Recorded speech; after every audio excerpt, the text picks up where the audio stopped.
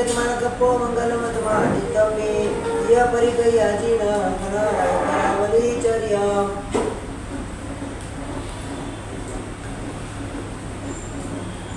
બીજી વાચન અંતર્ગત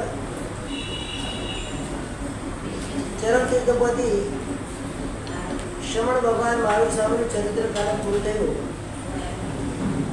હવે એના ક્રમથી આવતા નીચલા ક્રમથી જોવા જઈએ, સૌથી પહેલા પાર્શ્વનાથ પરમાત્મા આવે. હવે આ પાર્શ્વનાથ પરમાત્માનું ચરિત્ર શરૂ કરવામાં આવે છે.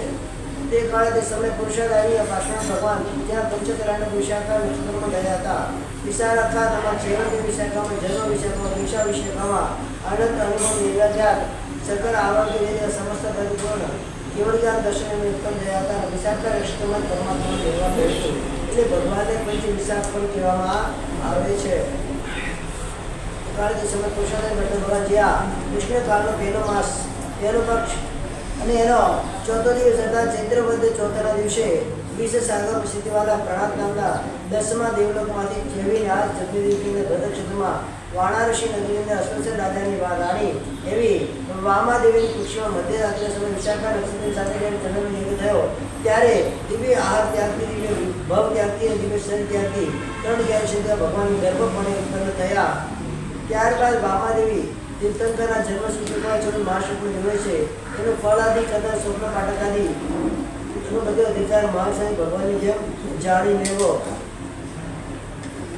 એ કાળે તે સમય પુરુષાદારી ભાષા ભગવાન જ્યાં શીતકાળનો બીજો માસ છે, ત્રીજો પક્ષ છે, એનો 10મ દિવસ એટલે કે પોષ વદ 10મના દિવસે 9.5 માસ અને 7.5 દિવસ એવા ગર્ભકાળ પૂરો કર્યા પછી મધ્યરાત્રિના સમય વિશાખા નક્ષત્રમાં આવે ત્યારે આરોગ્યવાળી એવી વામાદેવી માતા આરોગ્યવાળી એવા પુત્રને જન્મ આપે.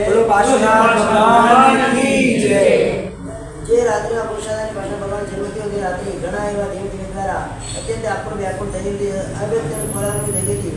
બાકી બધો જન્મસ્વ અધિકાર મહાવીર સ્વામીને જેમ જાણવા પરંતુ ભગવાનનું નામ એ પાર્શ્વનાથ કરેલું હતું. ત્યાં પાર્શ્વનાથ પ્રભુના જ્યારે ગર્ભમાં હતા ત્યારે સુતેલી માતાના પાસેથી સાપને કાળા સાપને જતો એમને જોયો એટલે એનું નામ શું કર્યું? પાર્શ્વ કુમાર એનું નામ આપવામાં આવ્યું. ત્યારબાદ કુશસ્થળ દેશના સ્વામી પ્રસેનજીત રાજાની પુત્રી એવી પ્રભાવતી સાથે મોટા આગ્રહથી શ્રી પાર્શ્વકુમારને પિતા દ્વારા ભણાવવામાં આવ્યા. અને એકવાર ત્યાં વારાણસી નગરીની અંદર કમટ નામનો તાપસ આવેલો હતો, જેને પૂજા માટે લોકો જતા હતા. એ પુષ્પ આદિ પૂજા કરના હાથમાં લઈ નજર નકરે જતા જોઈ ને ગવાક્ષમાં રહેલા સ્વામી કોઈ પુરુષને બોલાવીને કહે છે, આ બધા લોકો ક્યાં જાય છે?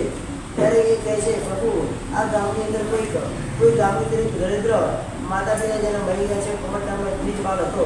અને એ ભાગ્યવાન લોકોને જોઈને આ તપનું ફળ છે વિચાર કરી 95 કષ્ટ વિષય એ તાપસ થયો છે, એ અહીંયા આવેલો છે, જેને પૂજા માટે લોકો ગયા છે. એ સામે ભગવાન પણ ત્યાં ગયા. ત્યાં લાકડાની અંદર ભરતા એવા શાપને અધિકારથી ભગવાને જાણે ભગવાને અરે મૂઢ તપસ્વી દયા કશું ફૂગટનું કષ્ટ કરી રહ્યો છે. એ સાંભળીને ક્રોધિત થઈને કમળ કે હે રાજકુમાર, રાજપુત્રો હાથી ઘોડા આદિને રમત જાણે છે, પણ ધર્મને તો તપોધન એવા અમે જે જાણીએ છીએ.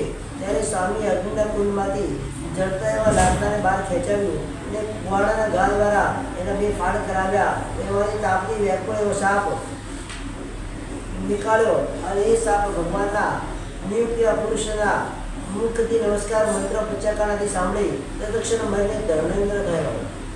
અહો મહાજ્ઞાની એવું લોકો દ્વારા સ્તવન કરતા ભગવાન પોતાના ઘરે આવ્યા.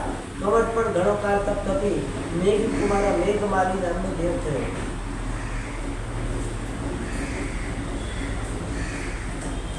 પુરુષાદાની પાર્શ્વનાથ ભગવાન દક્ષ પ્રતિજ્ઞાવાળા રૂપવાન વિનયવાન ગુણયુક્ત ભદ્રક 30 વર્ષ ગૃહસ્થ અવસ્થામાં રહ્યા.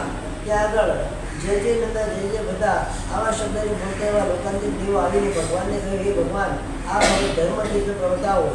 આ તે વિનંતી કરવાથી નિશ્ચિત અવિદ્યાથી પોતાના દીક્ષા કાર્ય કરવામાં જાણ્યો.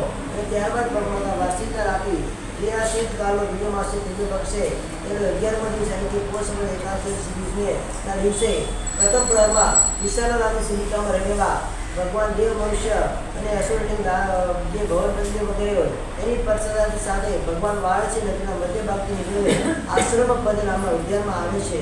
તે અશોક નામના વૃક્ષની નીચે આવીને અશોક વૃક્ષ નીચે શિબિકા ત્યાં મૂકવામાં આવે છે. શિબિકામાંથી ભગવાન ત્યાં પુત્રીને સ્વયં આભૂષણ વગેરે અલંકાર વગેરે છોડીને સ્વયં પંચમુષ્ટિ રોજ કરી જલ દેવા અઠમના તપની સાથે વિશાખા નક્ષત્રમાં જ્યારે જન્મ આવ્યું ત્યારે એક દેવદૃષ્ટિએ ગ્રહણ કરી અને ત્રિસુપુરુષો સાથે ભગવાનની દીક્ષાને ગ્રહણ કરી. બોલો પાર્શ્વનાથ ભગવાન કી જય.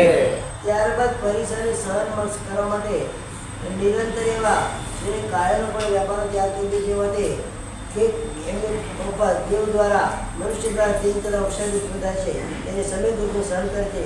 ત્યાં ભગવાન પાર્શ્વનાથના દેવ દ્વારા કહેલો ઉપસર્ગ કમળ સંબંધિત છે. પાર્શ્વનાથ ભગવાન દીક્ષા ગ્રહણ કરી પૃથ્વી કરતા તાપસના આશ્રમમાં કુવાની પાસે વૃક્ષ વૃક્ષ નીચે રાત્રિમાં કાયસરથી ઊભા છે. અને અહીંયા જેને તીર્માનો વહેલો સ્મરણ કર્યું તેઓ મેઘમાળી દેવ ત્યાં આવીને વાઘ ઋષિ ગિચ્છુ પિશાચાદી દ્વારા પ્રભુને ઉત્સર્ગ કર્યા છે. પણ પ્રભુને નિર્ભય જાણી આકાશની અંદર અત્યંત એવા અંધકાર તુલ્ય મેઘોની ઉકળતી અને કલ્પાતના મેઘવીજળીને વરસાદ કરવાનું ચાલુ કર્યું. અને વીજળીથી પણ બહુ ભયંકર એવા બ્રહ્માંડને આશ્વ સમાન એવો ગજારો અને મહાભયંકર એને કર્યો. અને તે શિક્ષણમાં પ્રભુના નસિકા સુધી પણ પાણી આવી ગયું. ત્યારે આસનના કંપન દ્વારા ધરેન્દ્ર પોતાની અગ્ર મહિષી એટલે પોતાની પટરાની સાથે ત્યાં આવ્યો અને પોતાની ફણા દ્વારા પ્રભુને એને ઢાંકી દીધા. તે ઈર્ષાથી વસતા મેઘમાલને અધિકારથી જાણીને ધર્મેન્દ્રને ધિક્કારીને ગાડી મૂક્યો. તે પ્રભુને નમીને સ્વસ્થાનમાં ગયો. ધર્મેન્દ્ર પણ નાટ્ય આદિ દ્વારા પ્રભુને પૂજા કરી અને પોતાના સ્થાનમાં ગયા.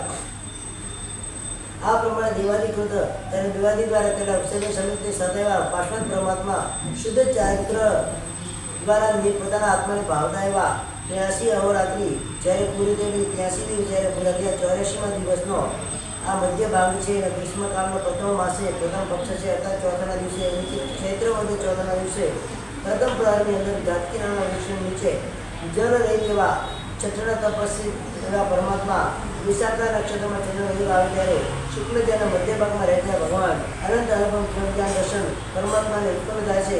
આ પ્રમાણેના ભગવાન સર્વભાવ ભાવને જાણતા અને જોતા ત્યાં વિચરણ કરી રહ્યા છે. બોલો પાર્શ્વનાથ ભગવાન કી જય. કુશળની પાર્શ્વનાથ ભગવાનના 8 ગણ હતા, 8 ગણધર હતા.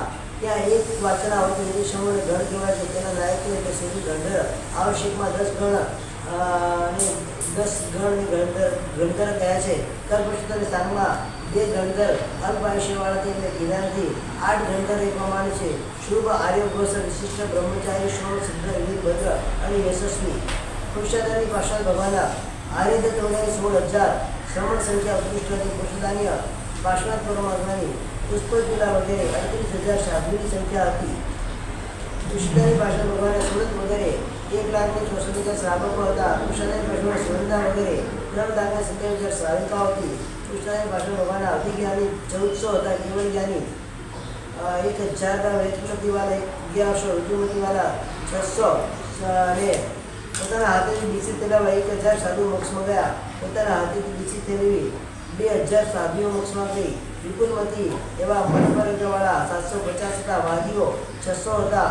અનુત્તર દેવલોકમાં ઉત્પન્ન થયેલી આવતા ભવની મોક્ષમાં જનારા છે એવાની જે સંખ્યા સાધુઓની હતી 1200ની હતી. કુશળની પાર્શ્વનાથ ભગવાનની 2 પ્રકારની મુક્તિ ગામીની એવી મર્યાદા હતી. જે રીતે યુગાંતકૃત ભૂમિ અને પર્યાંતકૃત ભૂમિ કે પરમાત્માના ચોથા પવિત્ર પુરુષ સુધી સિદ્ધ માર્ગો મહત્વ થયેલો હતો. એટલે ચોથા પુરુષ દર સુધી યુગાંતકૃત ભૂમિ કહેવાય. ભગવાનના કેવલજ્ઞાન પછી 3 વર્ષના પર્યાય થતા એટલું મોક્ષમાં ગયા. ત્યારે ભગવાનના કેવલજ્ઞાન ઉત્પત્તિ પછી 3 વર્ષે મોક્ષ માર્ગનું વહન ચાલુ થયું. બોલો પાર્શ્વનાથ ભગવાન કી જય. તે કાળે તે સમય કુશળતાની પાર્શ્વનાથ ભગવાન 30 વર્ષ દુષ્ટાવસ્થામાં રહી અને 83 અવરાત્ર છદ્મસ પર્યા પાડી. કઈ કે નિવા 70 વર્ષ સુધી કેવડી પર્યા પાડી. પ્રતિપૂર્ણ એવું 100 વર્ષનું આયુષ્ય પાડી.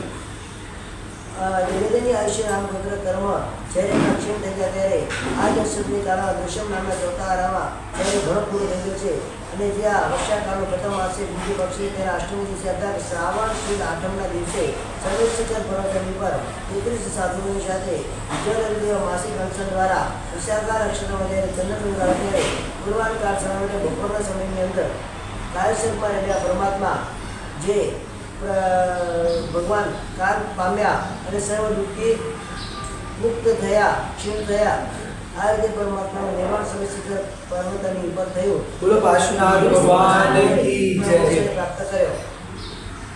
વૃષધારી પાર્શ્વભગવાનના નિર્વાણ પછી 1200 વર્ષ જ્યારે પૂરા થયા અને 1300મા વર્ષનું 30મું વર્ષ એટલે 1300મા વર્ષ 30 વર્ષ એનો કાળ જાય છે ત્યારે પાર્શ્વનાથ નિર્વાણથી 250 વર્ષે વીરનું નિર્માણ થયું. ત્યારબાદ 980 વર્ષ ત્યારે થયા ત્યારે આ વાચના થઈ હતી. પાર્શ્વનાથ પરમાત્માનું ચરિત્ર એ સમાપ્ત થાય છે. બધા ભગવાનના સમય અલગ હોય, કાળના નિર્વાણના સમય અલગ.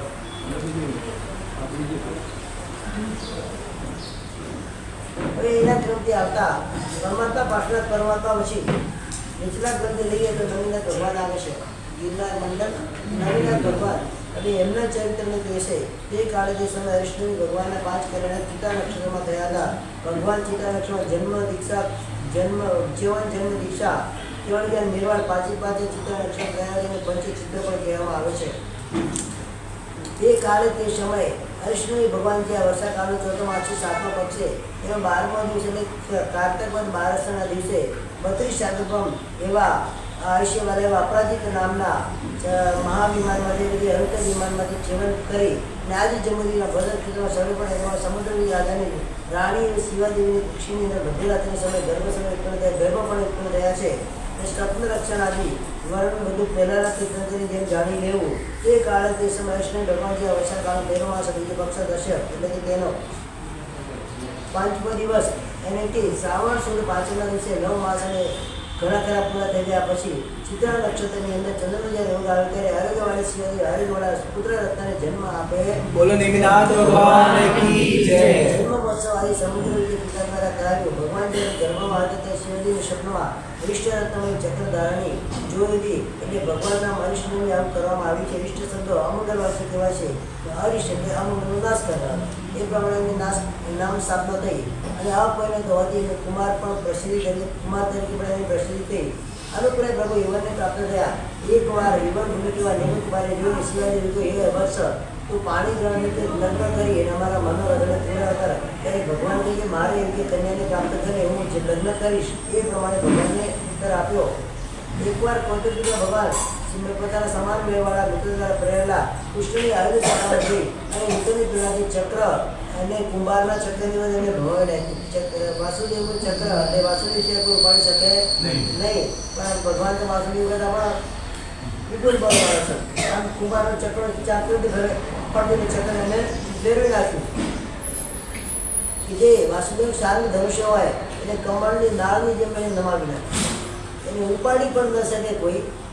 બધા ઉપાડીને શું કર્યું, કમળની ડાળી કેવી નમાવી આપણે કમળની ડાળી એવું ત્યાં આખું નમાવી દીધું. કૃષ્ણ મહારાજની કુંભની ગદાને લકડીની જેમ ઉપાડી દીધી અને પંચદેવી શંખ મુખમાં ધારણ કર્યો. જોરથી ફૂંક્યો. વાસુદેવ શંખ ફૂંકે, એ શંખને ચક્રવર્તી ફૂંકે, એ શંખને ઇન્દ્ર મહારાજા ફૂંકે, એ શંખને ગણધર ફૂંકે, ને એ શંખને પાછા તીર્થંકર ફૂંકે. કેટલો ફરક પડે. આ બધાનું ઉત્તરોત્તર બળ વધારે છે. અનંત ગુણ બળ એટલું હોય. આ બધાનું ઉત્તરોત્તર બળ વધાર્યો છે. જેવો શંખને ફૂંક્યો અને શંખના શબ્દથી આખી સૃષ્ટિમાં કોલાહલ નથી કે ભગવાન ફૂંકે શું બાકી રાખે છે. આ રીતે નેમિક કુમારના મુખના પવનથી પુરાયેલો પંચદેવ શંખના શબ્દથી ગજનો સમૂહ એટલે હાથીનો સમૂહ પોતાના આનંદ સમય તોડી અને ઘરની શ્રેણીઓને તોડતો એવો જાય છે. અશોક સાહેબના ઘોડા બધા પોતાના બંધનો તોડી અને દોડીએ તે સમય સમસ્યાનગર શબ્દ થોડાથી બહેણ બહેરું થઈ ગયું અને વિગ્રહ ઉગ્ર થઈ ગયું.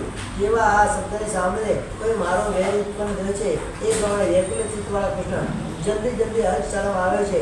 તે નેમિક કુમારે જોઈ એકદમ આશ્ચર્ય થઈ, અરે આ તો મારો દુશ્મન કોઈ આ તો મારો ભાઈ છે, શું છે આ તો મારો ભાઈ જ છે. કૃષ્ણ નેમિક કુમારે કહે છે હવે આ મોટો થશે તો મારું ચક્રવર્તી વાસુદેવનું રાજ્ય પણ આ લઈ લેશે કે મારા બધા સસુરનું પૈકી તો રમકડા જેવું કરી નાખ્યું, તો મારી શું વેલ્યુ રાખશે આપે? છતાં આપણે વિદ્યાની પરીક્ષા કરીએ તો આપણે ભુજાબળની પરીક્ષા કરીએ ત્યારે કૃષ્ણ યુક્તિ એવા નેમિકુમાર એ અખાડામાં આવે છે, આવીને કૃષ્ણને કહે છે એ બાંધો હવે આપણે ભૂલમાં આવડ હતું એ રીતે વગેરે કરો, આપણા માટે ઉચિત નથી, એક કામ કરી આપણે એકબીજાના હાથ વાળવાની પરીક્ષા કરીએ.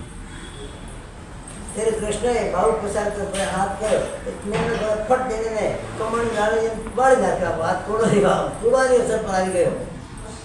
ત્યારે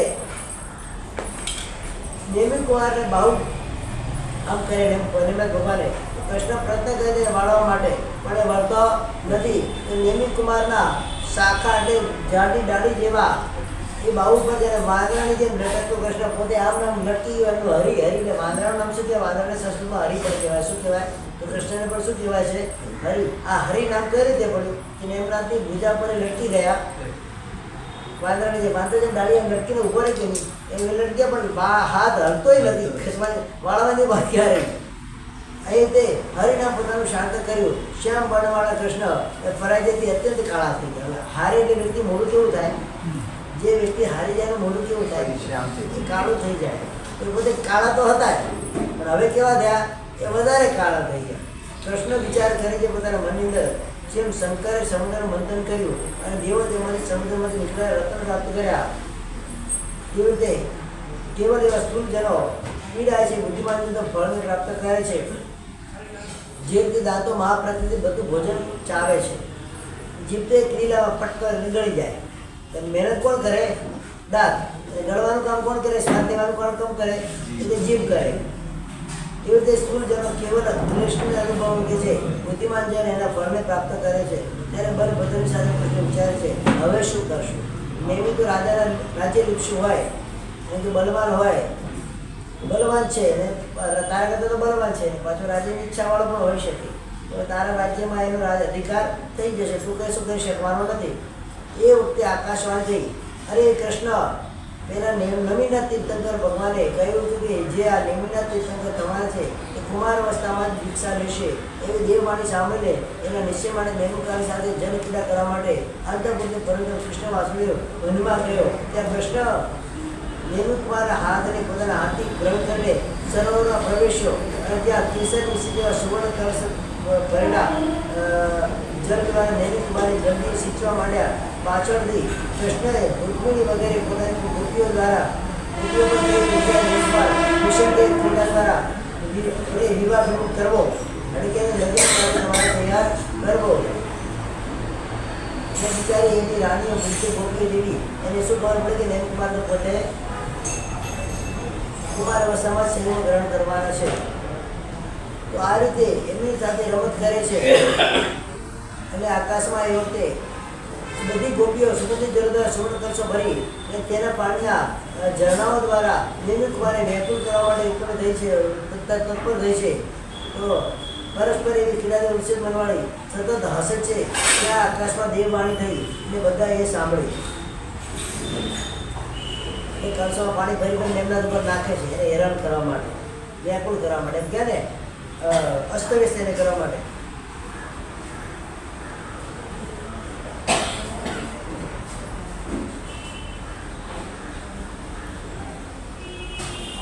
આકાશવાણી જ્યારે દેવાની થઈ કે એ ગોપીઓ તમે મુગ્ધ છો, બાલ્યકાળમાં પણ યોજન પ્રમાણ નાચવાવાળા હજારો વર્ષો દ્વારા દેવો દ્વારા જેને નવડાવવા આવે નેમી પર ત્યાં જરાય વ્યાકુળ થયા હતા તો તમારા નાના નાના કળશોથી એમને શું ફરક પડવાનો છે?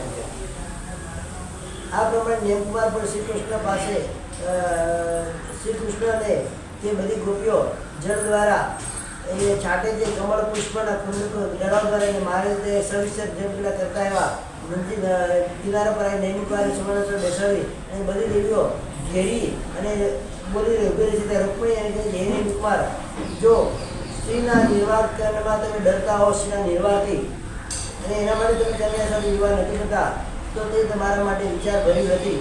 કારણ કે 32,000 રાણીઓના એ સ્વામી એવા તમારા ભાઈ કૃષ્ણ કન્યાના નિર્વાહમાં સમર્થ છે. અને એમની માતા કે ભાઈ મારે લગ્ન કરી તો મારે પારનું પોષણ ભરણ પોષણ કેવી રીતે કરવું, એ તમારા ભાઈએ કૃષ્ણ 32,000 રાણીનું ભરણ પોષણ કરે છે, અમે એક વધારે કરજો, ફરક શું પડવાનું? સત્ય બાબા કહે છે વૃષભાથી વિનિષદ પરમાત્મા વિવાહ કરીને ભોગને પુત્રો આદિને જન્મ આપીને રાજનીતિ ભોગવીને મોક્ષમાં પણ ગયા. એનાથી કયો મોટો નવો શિવ મોક્ષમાં જનારો છે? એ દેવર સારી રીતે વિચાર કર, સુંદર ગૃહસ્થતા સ્વીકાર કરી અને ભાઈઓના મનને તું સ્વસ્થ કર. જન્મવતી કહે છે નેમિકુમાર અમારા વંશમાં પહેલા મુનિશોચન તીર્થંકર થયા હતા, એમને પણ લગ્ન કરીને એ પુત્રવાદ થઈને પોતે મોક્ષમાં ગયા હતા. પદ્માવતી કે જે પ્રિયા વગર મનુષ્યનો કોઈ શોભા હોતી નથી, સ્ત્રી લેવી પુરુષનો કોઈ વિશ્વાસ કરતો નહીં, વાંઢાનો કોઈ વિશ્વાસ કરતો નથી, એમ કહેવાય કહેવત છે. હવે ગંગારી કે નેમિકુમાર પ્રિયા વગર વિદ્યાનિકા યુવા મહોત્સવ સર્ગ સર્વોત્સવ યાત્રા પોખરા આદિ કાર્યની શોભા થતી નથી. હવે ગૌરી કહે છે કૃષ્ણની 8 પ્રાણીઓ છે. એ દેવર પક્ષીઓ પણ પ્રતિભ્રમણ કરી સંધ્યાકાળે પોતાના માળામાં આવી અને પોતાની પ્રિયા સાથે સુખ કરવું કરે છે. તો તું તો એનાથી પણ મૂઢ એવો લાગે છે. લક્ષ્મણા કહે છે એ દેવર પ્રિયા વગર પુરુષના સ્નાનાની સર્વાંગી પરિચર્યા કોણ કરશે? ત્યારે દુઃખાદી કાળમાં સહાય પણ એની કોણ કરશે? એટલે સુશ્રીમાં કહે છે નેમિકુમાર પોતાના ઘરે આવેલા અતિથિઓના મુનિના પ્રિયા વગર કોણ સત્કાર કરશે? મનુષ્યની શોભા મનુષ્ય શોભાને કઈ રીતે પ્રાપ્ત કરશે? આ પ્રમાણે અન્ય ગોપીના વચનજરાજી યાદવના આગ્રહથી મૌન રહેલા ભગવાન મને મુખ પર સ્મિત આવી ગયું. નેમકુમારની એવા જોઈ અને અનિશ્ચિતમ અનુમત ભગવાને લગ્ન માટે નિષેધ કર્યો નથી. એની કીધી ભગવાને લગ્ન માટે હા પાડી દીધી છે. એ ન્યાયથી નેમિકુમારની પાણી પીવાનો સ્વીકાર કર્યો છે. એવું તે ગોપી દ્વારા જોર જોરથી ઉદ્ઘોષણા કરવા માંડી અને કૃષ્ણ પણ અગ્રસર રાજાની પુત્રી રાજ્યમતી પાસે એમની પુત્રી રાજ્યમતી એને માંગી. ત્યારે સમુદ્ર રાજાએ લગ્નના મુહૂર્ત માટે એ નેમિકુમારને બોલાવીને કહે છે વર્ષાકાળમાં અન્ય કોઈ શુભ કાર્ય કરવા જોઈએ નહીં, તો ગૃહસ્થોને પ્રધાન કાર્ય એટલે કે વિવાહની કાર્યની વાત જ ક્યાં આવે છે? ચોમાસામાં કોઈ પણ અન્ય પ્રધાન કાર્ય કરવાનો નિષેધ કરવામાં આવે છે. એટલે કે ગૃહસ્થ માટે જે શ્રેષ્ઠ વસ્તુ છે એ લગ્નની તો વાત જ ક્યાં આવે એમ. ત્યારે સમુદ્ર રાજા તેને કહે છે ભાઈ માંડ તો માન્યો છે, હવે તો આગળ ખેંચીને પાછો એનું માથું ભરી જશે તો વળી રહી જશે. એના કરતાં ભાઈ તું એક કામ કર, જે નજીકનું મુહૂર્ત આવે તે બધે અમને બતાવી દે. તો એની જગ્યાએ શ્રાવણ મહિનાની શુક્લ ષષ્ઠી અને છઠના શ્રાવણ સુદ છઠના દિવસે એ મુહૂર્ત કાઢવામાં આવ્યું. ત્યારબાદ બંને સ્થાનમાં વિવાહ સામગ્રી કરવામાં આવી. લગ્ન દિવસ નજીક આવે છે વિવાહિક એવા આડંબરવા સમુદ્ર બીજે કેશવ અને વાસુદેવ કૃષ્ણ બળભદ્રાદી પરિવાર પ્રજા પ્રમોદને કરનારી પ્રજા એવા પહેલા આત્મપત્રવાળા રથપુર આડેલવા પાછળ કીધા એવા ગવાતા એવા ધવલ મંગલ કીધા વિસ્તાર નેમિકુમાર પાણી દેવા માટે આગળ જતા એવા ઊંચાઈ ધવલ મંદિરની જોઈ શાંતિ છે. આ કોનો મેલ છે ભાઈ? એ કહે છે અંગુળી બદલાવી દ્વારા કે આ તમારા સસરા એવા યુગોશિવ રાજાનો આ મેળ છે અને આ તમારા પત્ની રાજ્યમતીની બધી સખીઓ ચંદ્રમૃગ નગ્ન છે. ત્યાં રહેલા બે સખીઓ પરસ્પર આપણે વાર્તા કરશે. ત્યાં મૃગનગર નામી નેમિનાથને જોઈને ચંદ્રનને કહે છે હે ચંદ્રનના સ્ત્રી વર્ગમાં રાજ્યમતી પ્રશંસન છે, જેને આવો વર એમ જેનું પાણી ગ્રહણ કરશે. ત્યારે ચંદ્રનંદ પણ મૃગનગરને કહે છે શ્રેષ્ઠ એવી રાજ્યમતીને નિર્માણ કરીને જો વિદ્યાતા આવા વરને એની સાથે ન જોડે તો એ દાતા એ લોકો એ વિદ્યાતા લોકમાં શોભાને કઈ રીતે પ્રાપ્ત કરે? અને અહીંયા વાજિંત્રોના અવાજ સાંભળી રાજ્યમતી સખીના વચ્ચે આવી અને કહે છે એ સખી આ એકલી તમે આ વરને જોવો છો, મને પણ જોવા દો. આ પાણે બળ કરીને ધક્કો મારીને આગળ આવી નેમિકુમારે જોઈને આશ્ચર્યથી વિચાર કરે છે શું આ કાતાર કુમાર છે, કામદેવ છે, સુરેન્દ્ર છે અથવા તો મારા પુણ્યનો બધુમાં સમૂહ છે જે વિધાતુના હાથમાં પ્રમોદથી હોય મેં ઘોષણા કરું છું અને જે આ સૌભાગ્ય આદિ અનેક ગુણયુક્ત વર જેને રચ્યો છે. ત્યારે મૃગનગર આદિમતીને અભિપ્રાય જાણીને મજાકમાં કહે છે હે સખી ચિંતાના 17 ગુણ સંપૂર્ણ એવા આ વરવા એક દુષ્યંત છે જ, પરંતુ વરને અતિવાળી અને વરાર્થની રાજ્યમતી સાંભળે છે એટલે મારે કેવું પડે કેવું જોઈએ નહીં. ત્યારે ચંદ્રના પણ કહે છે મૃગનગર મેં પણ એ વસ્તુ તો જાણે છે, પરંતુ મૌન અત્યારે રાખવું સારું છે કારણ કે રાજ્યમતી આપણી પાસે છે અને એને શરમ આવશે. તો લજ્જાથી મધ્યસ્થાને બધા કહે છે આ કોઈ ધન્ય કન્યાનો વરદાવ, પરંતુ સર્વગુણિત એવા વરમાં એ દૂષણ દૂધમાંથી પોરા કાઢવા જેવું છે. ત્યારે તે બંને વિરોધ સહિત કહ્યું એ રાજમતી વર તો પહેલા ગોરો હોવો જોઈએ. કેવો હોવો જોઈએ? છોકરો કેવો જોઈએ? કાળો કે ગોરો? જોવા જઈએ તો કેવો જોઈએ? હા, ગોરો હોય. છોકરી કેવી હોવી જોઈએ? એ પણ ગોરી રૂપાળી હોવી જોઈએ કે છે. ગોરો હોવો જોઈએ. બીજા ગુણ તો પરિચય હોય ત્યારે જણાય. અને આ તો કાજળ જેવો કાળો ભટ્ટ સામ છે. રાજુમતી ઈર્ષ્યાથી કહે છે, આજ સુધી તમે ચતુર હતી પણ એવું માનતી હતી, પણ હવે અત્યારે તમારો ભ્રમ હતો. આ ભ્રમ આજે તૂટી ગયો કે સકલ ગુણના કારણે શ્યામત્વમ ભૂષણ એવા એ ભૂષણને પણ ભૂષણ તરીકે તમે કહો છો. સાવધાન કરીને સાંભળો. શ્યામ પણ આમાં કેટલા ગુણો હોય છે, જીવન ઘોડામાં કેટલા દોષો હોય છે એ પણ બતાવે છે. પૃથ્વી ચિત્રવલ્લી અઘરું કસ્તુરી મેઘ કની એટલે આંખની કીકી, વાળ કસપટ્ટી એટલે સોનાનું ઘસવા માટે કસપટ્ટી, કાજલ અને રાત્રિ આ બધા કાળા હોવા છતાં પણ કેવા છે? બહુ ફલવાળા છે. અને કૃષ્ણ વસ્તુના આશ્રમમાં ગુણો કેવા છે? કપૂરમાં અંગાર, ચંદ્રમાં ચિહ્ન, નયનમાં આંખમાં ટીકી, વજનમાં મરચું, ચિત્રમાં રેખા. આ બધા કૃષ્ણ હોવા છતાં પણ કેવા છે? કોઈ ચિત્ર બનાવ્યું હોય એના અંદર આપણે કાળી આઉટલાઈન ના આપો તો ચિત્રની શોભા શું? કશું જ નથી. એ ગુણ માટે છે. અને લવણ એટલે કે મીઠું સફેદ છે, એમાં ખારસ છે. ઘી માટે બરફ સફેદ છે, પણ એમાં આગ છે, દહનપણું છે. અતિ ગોરા શરીરમાં રોગીપણું પણ હોય. અને અત્યંત ગોરો હોય એટલે કોડનો જે રોગ થયો કેવો ગોરો હોય અને કેવો છે? રોગી હોય. પછી એવું કેવલ ગોળત્વે એટલે ઘણા એટલા એ પેલા ગોળી તો ગધેડી પણ હોય. શું કહેવાય? એની સાથે લગ્ન થોડી કરાય એમ કે આ બધું બધા ગોળું હોય બધું સારું હોય જેમ નથી, અને કાળું બધું ખરાબ હોય એવું પણ કોઈ જરૂરી નથી. એ પરસ્પર એ લોકો બધા અંદર અંદર વાર્તા વિવાદ કરી રહ્યા છે. એમાં તો જાન કોણ પાસે આવી ગઈ. અને ત્યાં પશુના 3 પ્રકાર છોકરી સાંભળીને સાચીને એ કહે છે, આ દારૂણ સ્વર કોનો છે?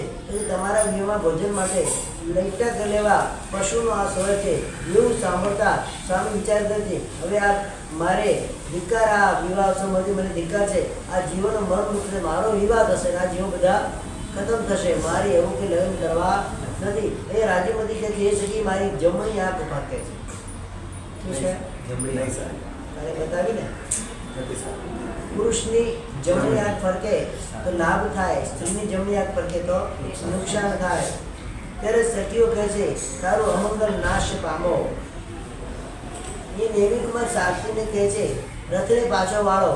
એટલામાં નેમિકુમારને જોતો એક હરણ પોતાની ગ્રીવા દ્વારા હરણની ગ્રીવાને ઢાંકીને રહેલો છે. ત્યાં કવિ કલ્પના કરે છે, સ્વામીને જોઈને હરણ એમ કહે છે, એ સ્વામી મારી મનોહારી આ મુગલી તમે મારો નહીં, મને પ્રિયાનો વિયોગ મરણથી પણ દૂષો છે. ત્યારે હરણી નેમિકુમાર આ મુગલી જોઈને હરણ તત્પર કહે છે, આ પ્રસન્ન વદનવાળો મહાપુરુષ સર્વજીવનો નિષ્કાળ બધું છે. એટલે હે પ્રિય, સર્વજીવની રક્ષા માટે એને તમે વિનંતી કરો. આ રીતે પ્રિયા દ્વારા પ્રેરિત હરણ નેમિકુમારને કહે છે, અમે વનમાં રહીએ છીએ, ઘાસ ખાઈએ છીએ, ઝરણાના પાણી પીએ છીએ, તો નિરાપદ એવા અમારા જીવનનું તમે રક્ષણ કરો. આમ સર્વ પશુઓ સ્વામી તરફ વિનંતી કરે છે. એવા સ્વામી કહે છે, હે પશુ રક્ષકો, આ પશુઓને તમે છોડી દો. તથા પશુ રક્ષણ નેમિકુમાર વચ્ચેથી પશુઓને છોડી દે છે. સારથી પણ રથ અને પાછો વાળી જાય છે. અહીંયા કવિ કલ્પના કરે છે, જેમ ચંદ્રમાં કલંકનો જે હેતુ થયો, રામ અને સીતાના વીરામાં જે હેતુ થયો, એ પણ એ જ નેમિનાથ અને રાજ્યમતીના ત્યાગમાં પણ હેતુ થયો. આ હરણ પોતાનો કુરંગ ન રંગે, કુરંગ એટલે ખરાબ રંગવાળું, એ પોતાના નામને સાથે કુરંગ ઉપર કહેવાય. શુદ્ધ હરણને સંસ્કૃતમાં કુરંગ પણ કહેવાય છે. શંભુદેવી શિવાદેવી વગેરે લોકો શીઘ્ર રથને રોકવાનો પ્રયત્ન કરી દીધા. શિવાદેવી આશ્વસિત એમ કહે છે, હે જનની વત્સલ પુત્ર, તું મારી પ્રાર્થનાને કર, પ્રથમ પ્રાર્થનાનો સ્વીકાર કર. કોઈ પણ રીતે પાણી ગરમ કરીને વધુનું મુખ મને બતાવતે. નેમિકુમાર પોતાની માતાને કહે છે, માતા આ આગ્રહ તમે છોડી દો. માનુષી નારીમાં મારું મન હવે છે નહીં, મુક્તિ સ્ત્રીના સંગો મળશે મારું મન અત્યારે થયું છે. એ પ્રકારે પરામુખ રથને જોઈને રાજ્યમતી જે અત્યારે શું થઈ ગયું, આ બાળને મૂર્છા પ્રાપ્ત કરી અને શક્તિઓ દ્વારા ચંદ્રનંદ સિદ્ધ ઉપચાર દ્વારા આશ્વાસિત થઈને કોઈ પણ પરામુખ કરાવે ચેતના પ્રાપ્ત કરી ઘાટ સ્વારે કહે છે, હે સ્વામી, હે કરુણાસાગર, હે ત્યાગકુલ દિવાકર, હે જગત ચરણ, હે નિર્ગુણ જ્ઞાની, મને છોડી તમે ક્યાં જાઓ છો? એ નિષ્ઠુર ભૂત હજુ પણ કેમ જીવનને વંશ કરે છે? પોતાના સ્વામી હરિદ્ર અનુરાગવાળા થયા કોઈ તરી બરફ પડતો નથી કે રાજ્યમતી ધબકા સાથે હે દુર્ગ, જો તું મુક્તિ દિશામાં રાખવાળો હતો તો પછી વિવાહાનંદથી અહીંયા આવી ને મને કેમ તે પીડા આપી? ત્યારે સખીઓ કહે છે, હે રાજ્યમતી, લોકો પછીના વાતો સાંભળો. કાળી વસ્તુ પ્રાધાન્યથી સરળ હોતી નથી. જ્યારે સરળ હોય ત્યારે વિધાતું જે જો સરળ પણ હોય તો એ વિધાતાની જે ભૂલ કહેવાય. ત્યારે રાજ્યમતી પ્રેમ શૂન્યવા આ વર્ણની એક પક્ષી સ્નેહ ના કર, એના માટે તારા માટે અમે નવો વર્ગ કરશું. તે રાજ્યમતી આખું કાન બંધ કરી કહે છે, સાંભળવા કે મને કેમ સંભળાવો છો? આ બાબત ઘણું બધું શીખવાડી ગયા છે. રાજ્યમતીને એના ભાઈ વગેરે કહે છે, બલિને નેમકુમાર સાથે લગ્ન તારા નથી થતા, બીજો કોઈ વર્ગ કરશો, તું લગ્ન થયા એ વસ્તુ સમજવા જેવી છે.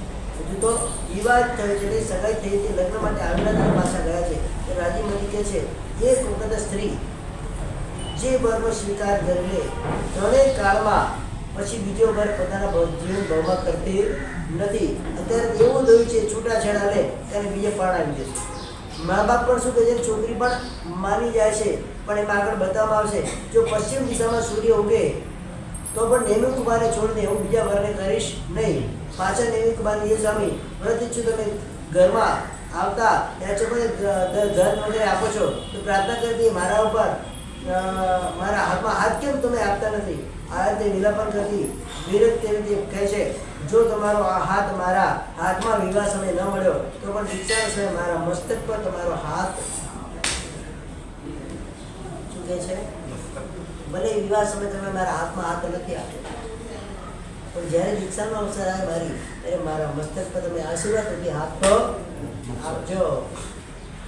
માંગણી કરવી તો કેવી કરવી? સામે કોણ છે? ત્રણ લોકોના નાચ છે, એની પાસે જઈને શું માંગવાનું? મારા છોકરાના લગ્ન થઈ જાય, છોકરીના લગ્ન થઈ જાય, એવું માંગવાનું? હા, મારો પરિવાર સારી રીતે રહી શકે, મારી દુકાન વગેરે શાંતિથી ચાલી શકે, ધન ધંધો બરાબર ચાલી શકે, ઘર બાર થઈ જાય, મોટા મોટા ફ્લેટો મને મળી જાય, ભગવાન પાસે જઈને શું માંગવાનું? મોટાળા થઈ જાય છે. આશીર્વાદ. અરે એની પાસે ત્રણ લોકનો નાદ છે. એ સમગ્ર તમારા જીવનની જગ્યા મહામૂલ્યવાન મૂડી આપવા તમને બેઠો છે. અને તમે શું માંગી પતરાને કાંકરા એ રત્નો આપવા બેઠો છે. અને તમે શું માંગો છો? જેને પતરાને કાંકરા માંગો છો, શું માંગો છો? ત્યારે ભગવાન પાસે જઈને કીધું, ભગવાન તારા જેવો મને બનાવી દે પ્રભુ, મારે તારા જેવું થવું છે. હા, તારી મોઢામાંથી બોલવું છે. ભગવાન તો આવી જાય મારી પાસે. ના સાહેબ, અત્યારે ટાઈમ નથી. શું ત્યાં તો ઘણા કામ બાકી છે ભાઈ. સંસારમાં ઘણી જવાબદારીઓ. વિક્રમભાઈ અમારે કે સાહેબ બધી ઘણી જવાબદારીઓ બાકી છે. એ જવાબદારી પૂરી કરતા કરતા જવાબ આપવાનું બંધ થઈ જશે, સમજી લો. હા, જવાબદારી પૂરી કરતા કરતા એક સમય એવો આવશે કે જવાબ આપવાનું બંધ થઈ જશે. પછી શું કરશો? કોઈ કોઈના વગર કોઈનું ક્યારેય ઉભું રહેતું નથી. મનની અંદર વૈરાગ્ય ઉત્પન્ન થાય. સમય અનુસાર આદિ ગ્રંથોની અંદર બતાવવામાં આવ્યું છે, જે સમય જીવને અંદર વૈરાગ્ય ભાવ ઉત્પન્ન થાય તત ક્ષણ એને વૈરાગ્ય ભાવને પોષણ કરવા માટે એ રાગ ભાવના બંધનો તોડીને નીકળી જવું જોઈએ. કારણ ઇટ ઇઝ અચીવમેન્ટ. શું કહેવાય? આ એક જ વખતે મળતી ક્ષણ છે જીવનની. અને એ ક્ષણને તમે ઓસીને કરી દો, પછી શું થાય? એ પાછી આવે નહીં. એમ કહેવાય જનરલની અંદર વ્યક્તિના જીવનમાં એક દસકો આવે. શું આવે છે? દસકો. હવે એ દસકામાં જો ન આગળ વધી શકે તો શું થાય? એનું આખું જીવન એવું ને એવું કેવું રહે, પછી આગળ વધવાના કોઈ ચાન્સ હોતા નથી. એમ આ જીવને અંતરાત્માની અંદર વૈરાગ્યની ક્ષણો જો જેને ઝંડે આવે, એ વખતે એ ક્ષણને તમે પકડી લો અને તમે જો ઘરમાં પરિવારના મોહથી મુક્ત થઈ જાઓ તો કલ્યાણ નિશ્ચિત છે. પણ એમાં પણ થોડી ગાફેલી રાખી કે હમણાં શું ઉતાવળ છે, હજુ તો ઘણું કરવાનું બાકી છે, એવી ગાફેલીમાં પડી ગયા તો શું થશે? આ જીવન પછી પાછો વૈરાગ્ય જે અત્યારે ઉત્પન્ન થયેલો છે એવો આવવાની સંભાવના લગભગ હોતી આવી પણ શકે, ના આવી શકે, પણ લગભગ હોતી નથી. અને જે વખતે આવશે ત્યારે શરીરની સ્વસ્થતા હશે કેમ એ પણ પાછો પ્રશ્ન થઈ જાય. અત્યારે બધું જ સારું છે, ઓલ ઇઝ વેલ. શું કહેવાય? અને અત્યારે વૈરાગ્ય પણ આવી ગયો છે તો અત્યારે શું કરવાનું? અત્યારે જ નીકળી જવાનું. સમય ગ્રંથશાળાના શબ્દો છે. જે સમય મનમાં વૈરાગ્ય ઉત્પન્ન થાય એ સમય ઘર છોડ, બાકી બધું આગળ વાળા સંભાળ્યું છે. અને કોઈના વગર કોઈનું અટકતું આપણી હાલત કેવી છે ખબર છે? પેલું ગાડું ચાલતું હોય, બળદો આખું ગાડાનો ભાર વહન કરીને ચાલતા હોય, ખેંચતા હોય, નીચે એક નાનકડું કૂતરું ગરુડું જાય અને ગરુડું એની ગાડા નીચે ચાલે છે. એ મનમાં શું વિચારે છે? આખા ગાડાનો ભાર કોના ઉપર છે? શકટનો ભાર જીનો શ્વાન તાણે, એમ કહેવાય. આખા ગાડાનો ભાર મારા ઉપર છે, પણ એ બિચારા મૂડીને ખબર નથી કે ભાઈ તું તો નીચે ખાલી ચાલી રહ્યો છે, ભાર તો બીજો કોઈ વહન કરે છે. એક વસ્તુ ખાસ સમજવાની, જે જીવા સંસારમાં આવે છે એ સ્વયંનું પોતાનું પાપ અને પુણ્ય કર્મ લઈને આવે છે. અગર એ પુણ્યશાળી જીવ છે તો તમારે એના માટે કશું કરવાની જરૂર નથી. અગર એનામાં પછી પુણ્ય નથી, તમે ગમે તેટલું કરશો એને કંઈ ફરક પડવાનો નથી. એટલે એમ કહું, મારા લીધે જ બધું થાય છે, સંસાર ચાલે છે, એ માનવાની મોટી ભૂલ છે આપણી. એ ભૂલને હવે સુધારો કરવાનો અવસર આવ્યો છે કે કોણ કોની જવાબદારી વહન કરે એ જ ખબર પડે. અને ખાલી ઉઠીને કદાચ તમે અહીંયાથી વિદાય લઈ લીધી ઝટકામાં, તો શું થાય? પછી એ જવાબદારી કોણ સંભાળશે? એમને કોણ સંભાળશે? ખાલી વિચારવા જેવું. અમારા હમણાં એક મિત્ર મારો છે, બીજી બાદ બોલેલા છે, દીક્ષિત પ્રભા વિજયજી મારો છે, 48 વર્ષની ખાલી ઉંમર, કેટલી? 27 વર્ષનો દીક્ષા પડે. એટલે મારાથી દીક્ષામાં 3 વર્ષ મોટા. પહેલી વખત એમને જ્યારે છઠ કરીને 7 યાત્રા કરી હતી, પાજરામાં બધા હતા ત્યારે, તો બધા અમે લેવા છઠ્ઠી યાત્રામાં અમે લેવા માટે ગયા હતા. 7મી યાત્રામાં એટલા સરળ સ્વભાવી, હમણાં ભીવંડીમાં પણ અમે ભેગા થયા હતા. અચાનક જ બેઠા બેઠા શિબિર એટેક આવ્યું. 48 વર્ષ, મારે તો 3 વર્ષે ઉંમરમાં નાના, દીક્ષામાં 3 વર્ષે મોટા. 48 વર્ષની ઉંમરમાં હસતા હસતા નીકળી ગયા. કોને ખબર કોણ પહેલા જાય કોણ પછી જાય? એટલે ગુરુ ભગવાન હજી બેઠા છે. નિર્મો પ્રોફેસરમાં એમના ગુરુ વિજ્ઞાન પ્રોફેસરમાં, અને પોતે નીકળી ગયા. આટલી નાની ઉંમર છે. અચાનક જ પરુષણના આગલા દિવસે કે એટલે કોણ ક્યારે નીકળી જશે એનો કોઈ ભરોસો નથી. મનની અંદર જ્યારે પણ મનની અંદર એવું ઉત્પન્ન થાય કે આ સંસાર અસાર છે, આ સંસારમાં કશું લેવા જેવું નથી, અને એમાં જો અંદરથી વૈરાગ્ય ઉત્પન્ન થઈ જાય, અને એ વખતે જો તમે એક ક્ષણને પકડી લો, ખણમ જાણી પંડી આસો, કે જે આચાર્ય સૂત્રમાં પણ આ જ વસ્તુ બતાવવામાં આવે છે, જે ક્ષણને જાણે છે એ જ પંડિત છે.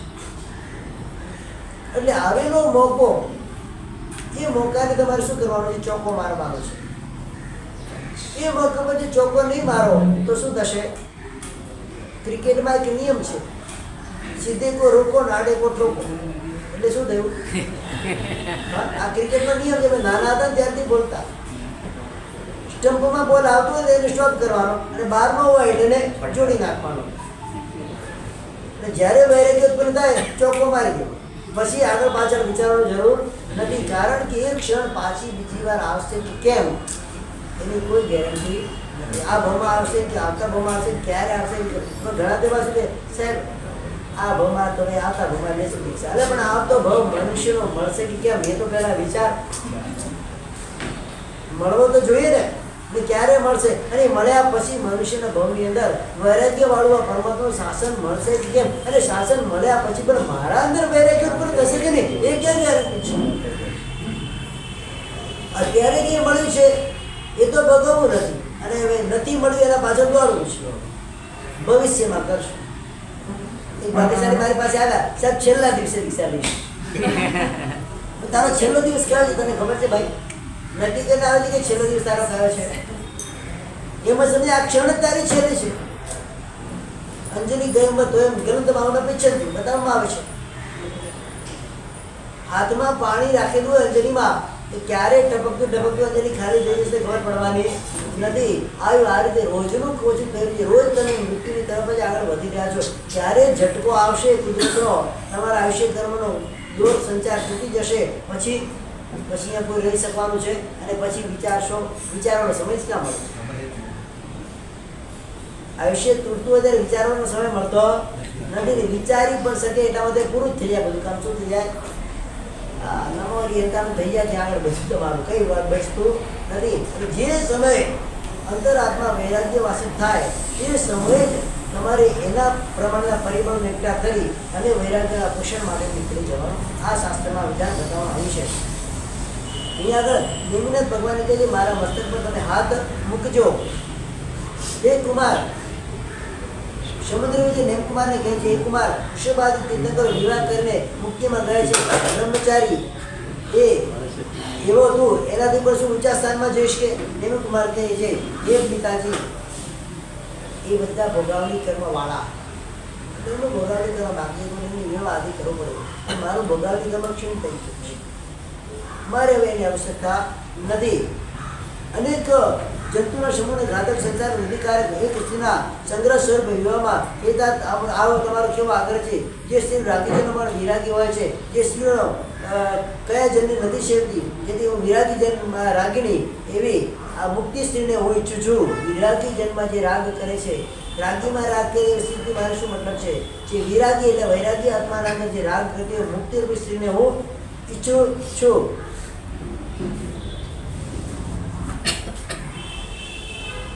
અહીંયા કવિ કલ્પના કહે છે કે જે પૂર્વભાવના સ્નેહથી સ્થિતિ વિરુદ્ધતા નેમિકુમાર વિવાહના બહારથી આવી રાગીમતી મુક્તિ માટે જાણે સંકેત આપીને ગયા છે. ચાલો હું તો નીકળું છું, હવે તું પણ અહીંયાથી I am going you may go. હું જાઉં છું, તારે પણ પાછળ પાછળ આવવાનું છે. એટલે આ રીતે જ્યારે સંકેત આપીને ગયા હોય એવું અહીંયા કવિ કલ્પના કરે છે. હરિયત એવા હરિષ્ણુ ભગવાન દક્ષ વિનયવાન કુમાર 300 વર્ષ ગૃહસ્થાશ્રમમાં રહ્યા અને તેના પછી લોકાંતિક દેવ આવી અને આ પ્રમાણે વિનંતી કરે છે. તે નિર્જિત કામદેવ સમસ્ત જીવને અભય આપનારા હે નાથ, જગતજીવને હિતકારના ધર્મ તીર્થને નિત્યોત્સવ તમે અવતારણ કરવા પ્રયત્ન કરો. તે સ્વામી આ પ્રમાણે સ્વામી નિધિ સ્વામી વસીદાન આપે છે અને 3 લોકની અંદર આનંદ કરશે એવા સમુદ્ર વિજયના અધિ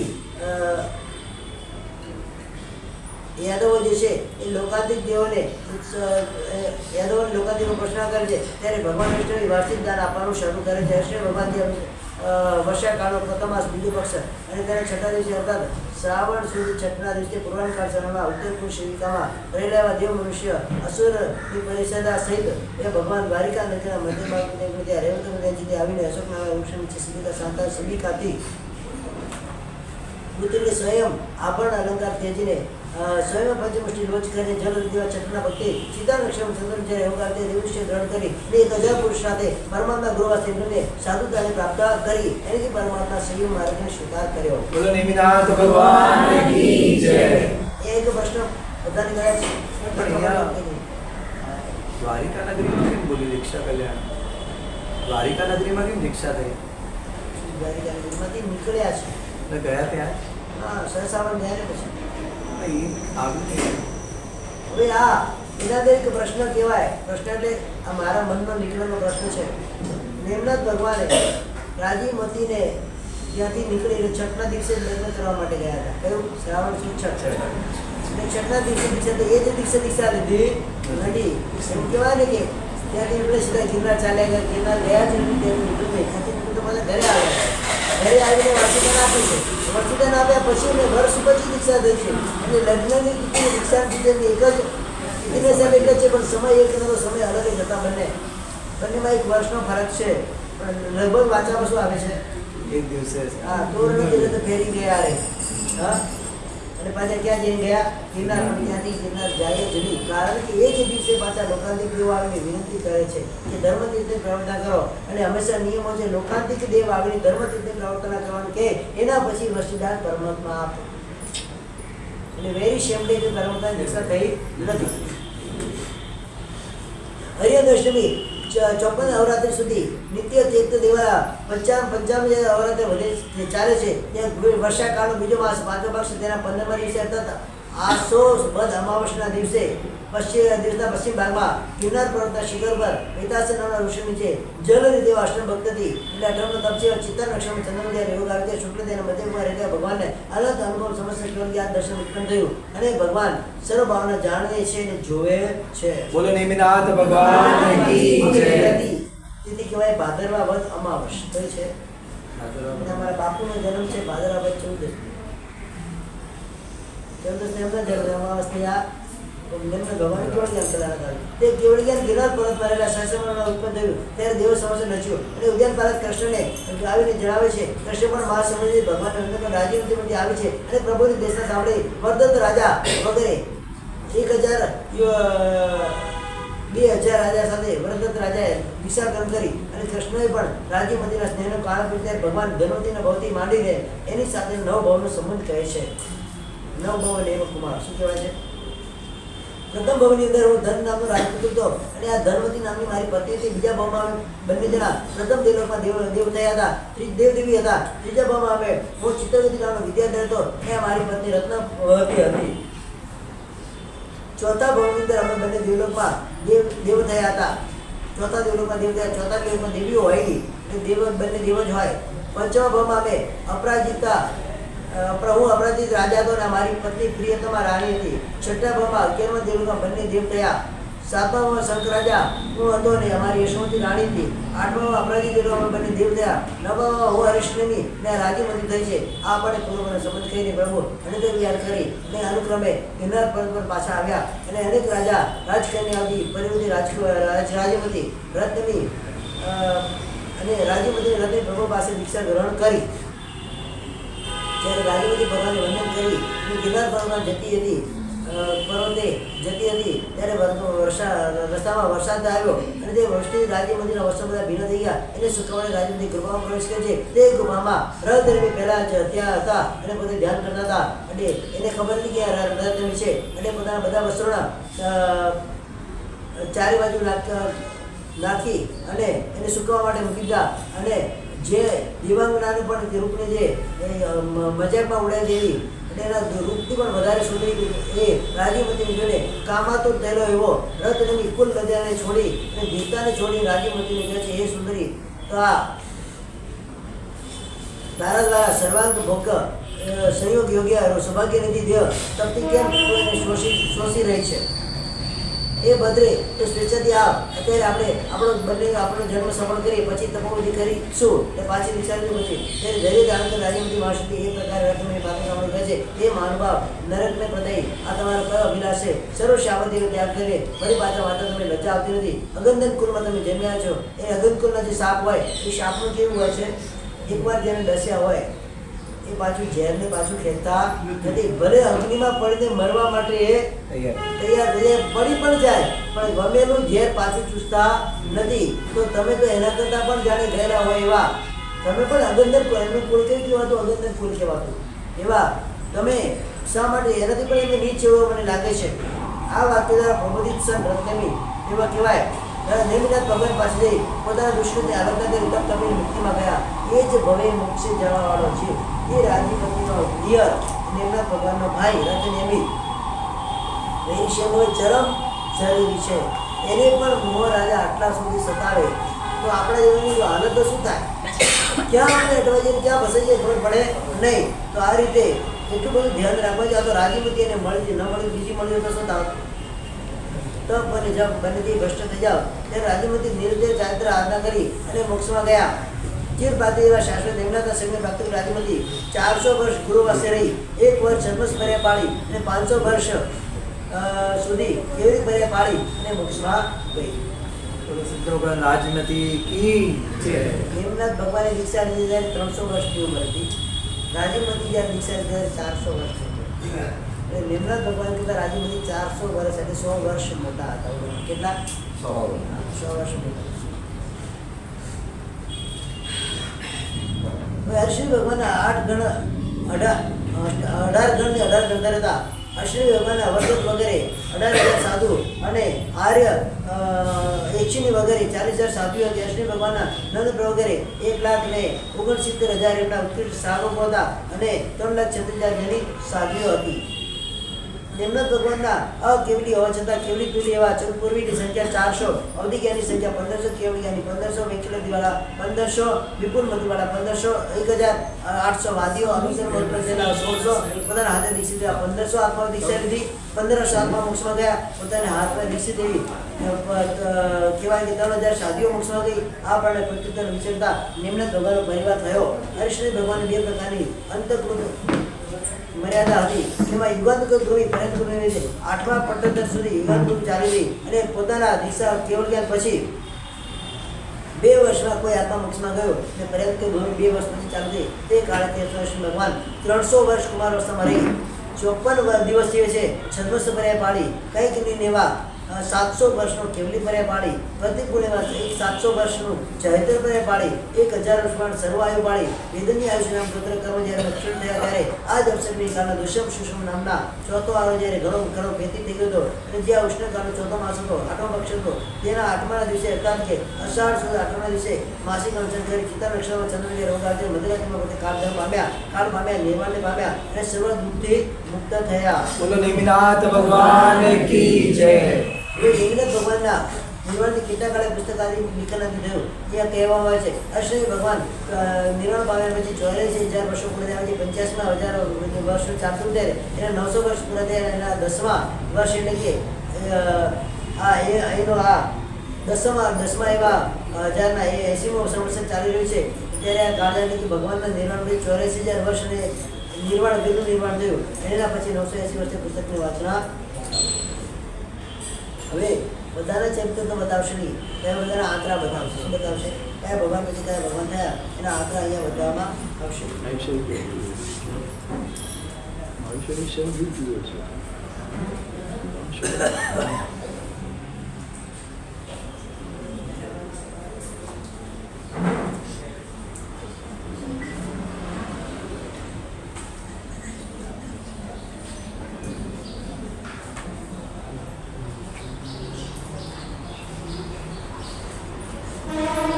ભગવાન 5 લાખ વર્ષે નવીનાથ ભગવાન 5 લાખ વર્ષે નિમિનાથ ભગવાન નિર્માણ થયું.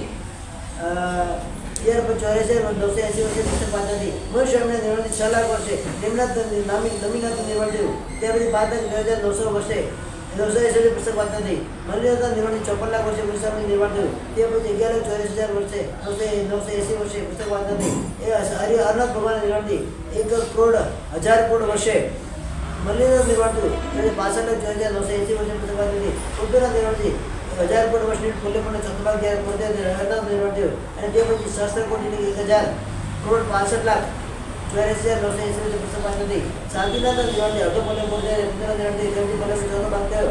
ત્યારે 65,04,980 વર્ષે પુસ્તક વાંચના થઈ.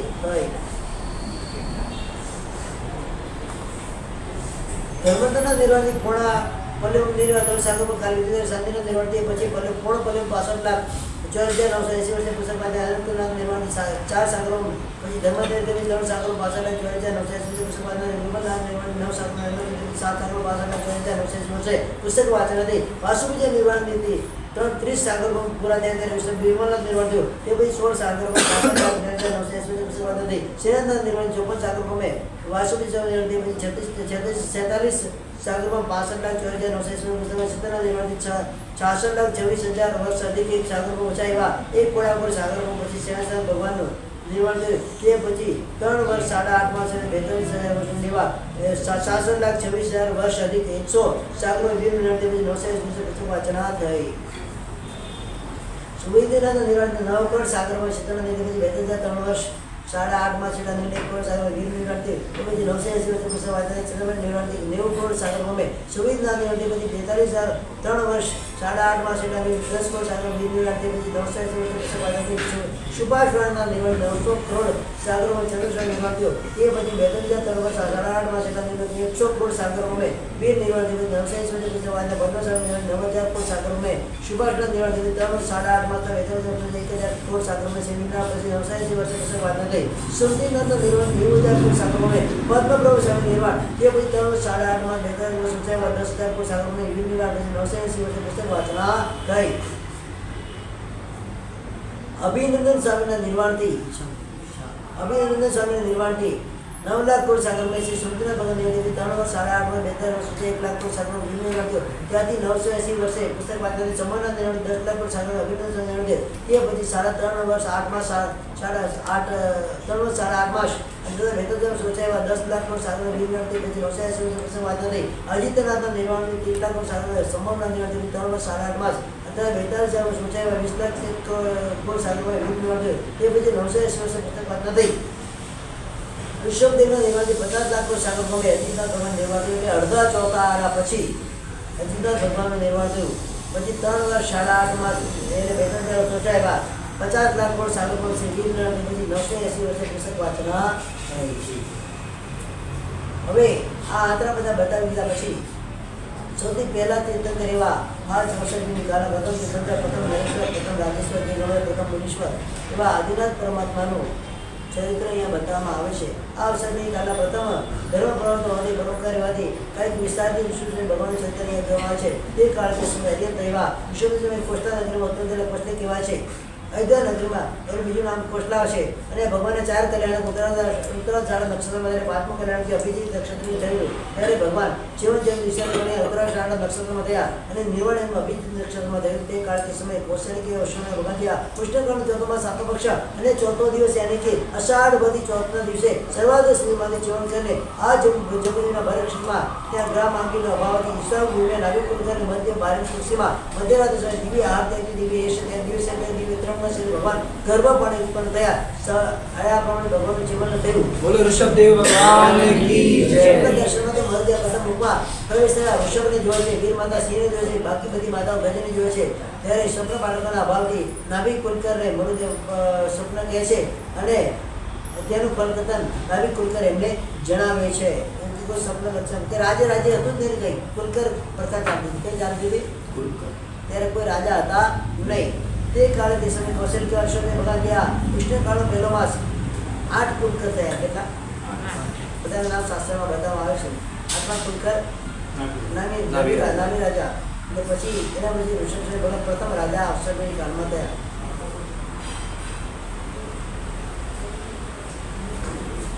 ગરમીના સમયનો પહેલો માસ એનો પહેલો પક્ષ અને એનો 8મો દિવસે ચૈત્રવદ 8મા દિવસે 9 માસે ઘણા પૂરા થઈ ગયા. ઉત્તરાષાઢ નક્ષત્ર ચંદ્ર ગાળ ત્યારે આરોગ્યવાળી મરદે માતા આરોગ્યવાળા પુત્રને જન્મ આપ્યો. બોલો ઋષભદેવ ભગવાન કી જય. જન્મ વસુધાદિક બધું કર્યું. સૂર્યના જન્મ સમયે બંને મોચનાથી માન ઉત્થાન વર્ધન શુલ્ક મોચન કુલ મર્યાદા વગેરે હતું નહીં. હવે દેવલોકમાંથી સેવા લેવા યુદ્ધ રૂપાળા અનેક દેવ દેવથી પરિવ દેવા સકલ બુદ્ધિયુક્ત યુગલ મનુષ્ય દ્વારા શિષ્યા અર્ધભાઈ બધા પ્રભુ થયા. બાલ્યકાળા ભગવાન જ્યારે આહારને અભિનય ત્યારે દેવો દ્વારા સંચાલિત અમૃત સંગુટમાં મુખમાં નાખતા હતા અને અંદરથી પણ આપણે બાલ્યાવસ્થામાં જાણવા બાલ્યવસ્થાથી ત્યારે અગ્નિ પાકેલા આહારને ગ્રહણ કરે છે. પણ ભગવાન વિશ્વયુદ્ધ પ્રવર્ત્યા સુધી ઉત્તર કુરુક્ષેત્રમાંથી લાવેલા દેવો દ્વારા લાવેલા કલ્પવૃક્ષના ફળો જ ખાતા હતા. અને કાંઈક એમનું એવા વર્ષવાળા ભગવાન જ્યારે થયા ત્યારે પ્રભુના વંશનું સ્થાપના થયું છે. એટલે કે હજુ ભગવાન 1 વર્ષના થયા નથી, પણ હવે ભગવાનના વંશની સ્થાપના કરવી પડશે. હજુ સુધી સારી રીતના કુલકર્મ ચાલતું જ બધું, તો કોઈ નવો વંશ થયો નથી. એટલે કરીને પ્રભુના વંશની સ્થાપના કરવી છે એ આપણારો આચાર છે. એવું વિચાર ઇન્દ્ર મહારાજા રિક્ત પાણી પ્રભુ સમી કથમ ગચ્છામિ. ખાલી હાથે ભગવાન સામે કઈ રીતે જાઉં? હાથ ઉડાડતા ભગવાનની સામે મંદિરમાં પૂજાના કપડાં પહેરીને આવી જવાય? કાંઈક તો હાથમાં લઈને આવવું જોઈએ. ખાલી હાથે ભગવાન સામે જવાય નહીં. અને એટલે મોટી એવી ઈચ્છું નહીં, એટલે કે શેરડીનો સાંઠો જે કહેવાય એ લઈને નાભિક કુલકરના ખોળામાં લેવા ભગવાનની પાસે ગયા. તો ભગવાને પણ એટલે શેરડીનો સાંઠો જોઈ અને એને ગ્રહણ કરવા માટે હાથ ફેલાવે આમ કરી મને આપો. બાળક છે તે નવી વસ્તુ જોઈએ તો શું કરે? એને લેવા માટે એ હાથ પસારે. તો એ સામે તમે શેરડી ખાશો એ પૂછી ઇન્દ્રએ તે યુગશિષ્ટિ પ્રભુના હાથમાં આપી અને ઈક્ષુના અભિલાષી સામેનો વંશ ઇક્ષ્વાકુ નામનો વંશ થયો. ગોત્ર પણ તેમના પૂર્વજોના ઈક્ષુના અભિલાષથી કાશ્યપ નામનું ગોત્ર થયું. અને આપણે ઇન્દ્ર મહારાજા વંશની સ્થાપના કરી અને પોતે દેવલોકમાં ગયા. અહીંયા નવા એક વખત એવું બન્યું કે નવું જન્મેલું યુગલ એ માતા પિતા દ્વારા તાલ વૃક્ષના નીચે મુકાયેલું હતું. ત્યારે એક તાળનું ફળ પડ્યું. એ ફળથી બાળક એમાં મરી ગયું. બાળકી રહી ગઈ અને યુગલી કરતા યુગલો જન્મ થતો. હવે આ પ્રથમ અકાળ મૃત્યુ થઈ. એ વખત અવસરભી કાળનું પ્રથમ અકાળ મૃત્યુ. ત્યારે અકાળ મૃત્યુ બધાય યુગલિક પોતાનું સંપૂર્ણ આયુષ્ય પૂરું કરીને જ એ મૃત્યુને પામતા. હવે એના માતા પિતા તો જન્મ આપીને દેવલોક થઈ જતા. માતા પિતાનો તો બાળકને જન્મ આપીને દેવલોકમાં જતા હતા. એટલે એમનો એ મરી જતા. એટલી હવે કન્યા તો ફરી રહે છે, એટલી ફરી છે. કોણ છે એમ કોઈ સાચું છે? માતા પિતા નથી. જે બાળક હતા એ પણ મરી ગયો છે, જે પતિ થવાનું તે પણ મરી ગયો છે. એ જો ને ઉદ્રિક નાભિક કુલકર્ણી આવીને જણાવે છે, નાભિક પણ આ શિષ્ટ કન્યા છે, સુનર નામની કન્યા છે. ઋષભની પત્ની જ્યારે મોટી થશે ત્યારે સમય પાકશે, ઋષભની પત્ની થશે, એ પ્રમાણે લોકોને જણાવ્યું. અને તેને ગ્રહણ કરેલી સુમંગલા સુનંદ સાથે વર્તાવ્યા. ભગવાન જ્યારે એવોને પ્રાપ્ત થયા ત્યારે ઇન્દ્ર મહારાજા પ્રથમ જીન વિભાગ કરવો એ અમારો આચારથી વિચાર કરે. અનેક દેવી કરોડો દેવીઓને ઘેરા લેવા આવીને સામેનું વર્ગ કૃત્ય સ્વયં ઇન્દ્ર મહારાજા કરે છે. અને દેવીઓ બંને કન્યાઓનું વધુ કૃત્ય કરે છે. એટલે વરને શણગારવાનું કામ તે દેવો કરે, વધુને શણગારવાનું કામ કોણ કરે? દેવીઓ કરે છે. હવે એ બંને દ્વારા વિષયનો ઉપયોગ કરતા એવા ભગવાનને 6 લાખ પૂર્વ ગયા. કેટલા ગયા? ત્યારે સુમંગલાએ ભરત અને બ્રાહ્મણી યુગલને જન્મ આપ્યો અને સુનંદ બાહુબલીને સુંદર યુગલને જન્મ આપ્યો. ત્યારબાદ બીજા 49 પુત્રોને સુમંગલાએ જન્મ આપ્યા. ત્યાં શ્રી ઋષભદેવ ભગવાનના 5 નામો હતા. તે આ રીતે ઋષભદેવ, પ્રથમ રાજા, પ્રથમ સાધુ, પ્રથમ જીન અને પ્રથમ તીર્થંકર. આ 5 નામ એમના હતા. અહીંયા ઋષભદેવ સાહેબ ભગવાન પ્રથમ રાજા કયા પ્રકારથી બતાવે છે. ઋષભના 7 પૂર્વજો કુલકર હતા. એમાં 7 નામ બતાવવામાં આવે છે. વિમલ વાહન, ચક્ષુષ્માન, યશસ્વી, અભિચંદ્ર, પ્રસન્નજીત, મનુદેવ, નાભી. આ 7 કુલકરો. પહેલા 2 કુલકરના કાળમાં યુગલિકોને અલ્પ અપરાધ થાય તો હાકાર દંડ નીતિ હતી. એટલે કે હા, તમે આવું કર્યું એટલે પેલાને ઝટકો લાગે, મારાથી મોટો અપરાધ થઈ ગયો લાગે અને મોટી સજા મળી ગઈ. એટલે આવું પણ ત્યાં હતું નહીં, કોઈ અપરાધ કરતા જ નહીં. હવે ધીરે ધીરે સમય આપતો ગયો, અપરાધ ચાલુ થઈ ગયા. એટલે પહેલી નીતિ કહી હતી હાકાર નથી. હા, તમે આવું કરો છો, આટલું બોલે એટલે પેલાને ઝટકો લાગી જાય અને મને આટલી મોટી સજા થઈ ગઈ એટલે અપરાધથી દૂર થઈ જતો. વિવિધ નીતિથી પણ ત્રીજા ચોથા કુલકર્ણમાં અલ્પ અપરાધ હતો હાકાર નીતિ અને મોટો અપરાધ હતો મહાકાર નીતિ. નાનો અપરાધ કરે તમે આવું કર્યું, મોટો અપરાધ હવે આવું નહીં કરતો. સજા કેટલી? હવે આવું નહીં કરતો. એટલા પેલો સમજી જતો હવે મારાથી આવું થાય નહીં. ત્યારબાદ તે છેલ્લા 3 કુલકર્ણ કાળમાં જગતની મધ્યમાં ઉત્કૃષ્ટ અપરાધ હોય તો હાકાર, મકાર અને ધિક્કાર. કઈ નીતિ હતી? હા, એવું કર્યું, હવે આવું નહીં કરતો. આવું કરાય? હા, એમ કરીને ધિક્કાર આપતા. હવે ફટકાર નીતિ છે. કઈ છે? ફટકાર. હા, એ કાર માટે ચાલવાની. દંડ નીતિ થઈ. કાલા બનાવી પ્રચોદ કસાયની ઉગલીઓ. એ 3 નીતિઓના જ્યારે ઓળંગી આ સમય જેમ જાય અને શું થાય, બધાના મનના પરિણામો પ્રસાદ. એટલે 3 નીતિઓ જ્યારે ઓળખવા માંડ્યા ત્યારે પરસ્પર વિવાદ કરતા એવા તેઓ ક્યાંથી કોઈ પ્રભુને જાણે, પ્રભુને જાણે છે. ભગવાન કહે છે નીતિના લોભક માટે દંડ રાજા કરે છે. તમે નાભિક કુલકર્ણ પાસે જાઓ અને રાજા કેવો જેનો અભિષેક કરવામાં આવે તો કે અમારે પણ આવો રાજા જોઈએ. તો જાઓ નાભિક રાજા પાસે માંગો, એ તમને આપશે. એમને માંગેલો રાજા તમારો આ ઋષભ જ છે, મારો પુત્ર ઋષભ, હવેથી આજથી તમારો રાજા થાવ. એટલે એ લોકો અભિષેક કીધું ને, અભિષેક કરવા માટે હવે પાણી લેવા માટે સર્વમાં ગયા. એટલે કમળના પુષ્પોને ભેગા કરી, પાંદડા ભેગા કરી એના સંપુટો બનાવી અને પાણીની જે આગળ આવે છે એના પહેલાં ઘટના ઘટી ગઈ. અહીંયા ઇન્દ્ર મહારાજનું આસન કંપાયમાન થાય છે અને પોતાનો આચાર જાણી ત્યાં આવીને મુકુટ મંડળ આદિ આભરણો ધારણ કરી અને ભગવાનનો રાજ્યાભિષેક ત્યાં કરે છે. એટલે બધું જ થઈ ગયું, રાજ્યાભિષેક થઈ ગયો, ભગવાનની અંગ રચના થઈ ગઈ. શું થઈ ગયું? પછી હવે ટીલા ટપકા કરાય. ઘણા એવા ભાગ્યશાળી હોય આંગી થઈ ગયા પછી જ ભગવાનની નવાંગી પૂજા કરે, એના પહેલા ના. પરમાત્માની એક વખત અંગ રચના થઈ જાય પછી એ આપણો આચાર હોય છે. માત્ર એક નાનું તિલક પરમાત્માના જમણા અંગૂઠે કરી લેવાનું, પછી અભિષેક વગેરે કરવાનો આગ્રહ રાખવાનો હતો. એક વખત અંગ રચના થઈ ગઈ, પરમાત્મા વિભૂષિત થઈ ગયા છે. તમે વહેલા આવ્યા તો તમને બધું લાભ મળે, પણ તમે મોડા આવ્યા છો અને પરમાત્મા વિભૂષિત થઈ ગયા છે. હવે આપણો આચાર શું હોય?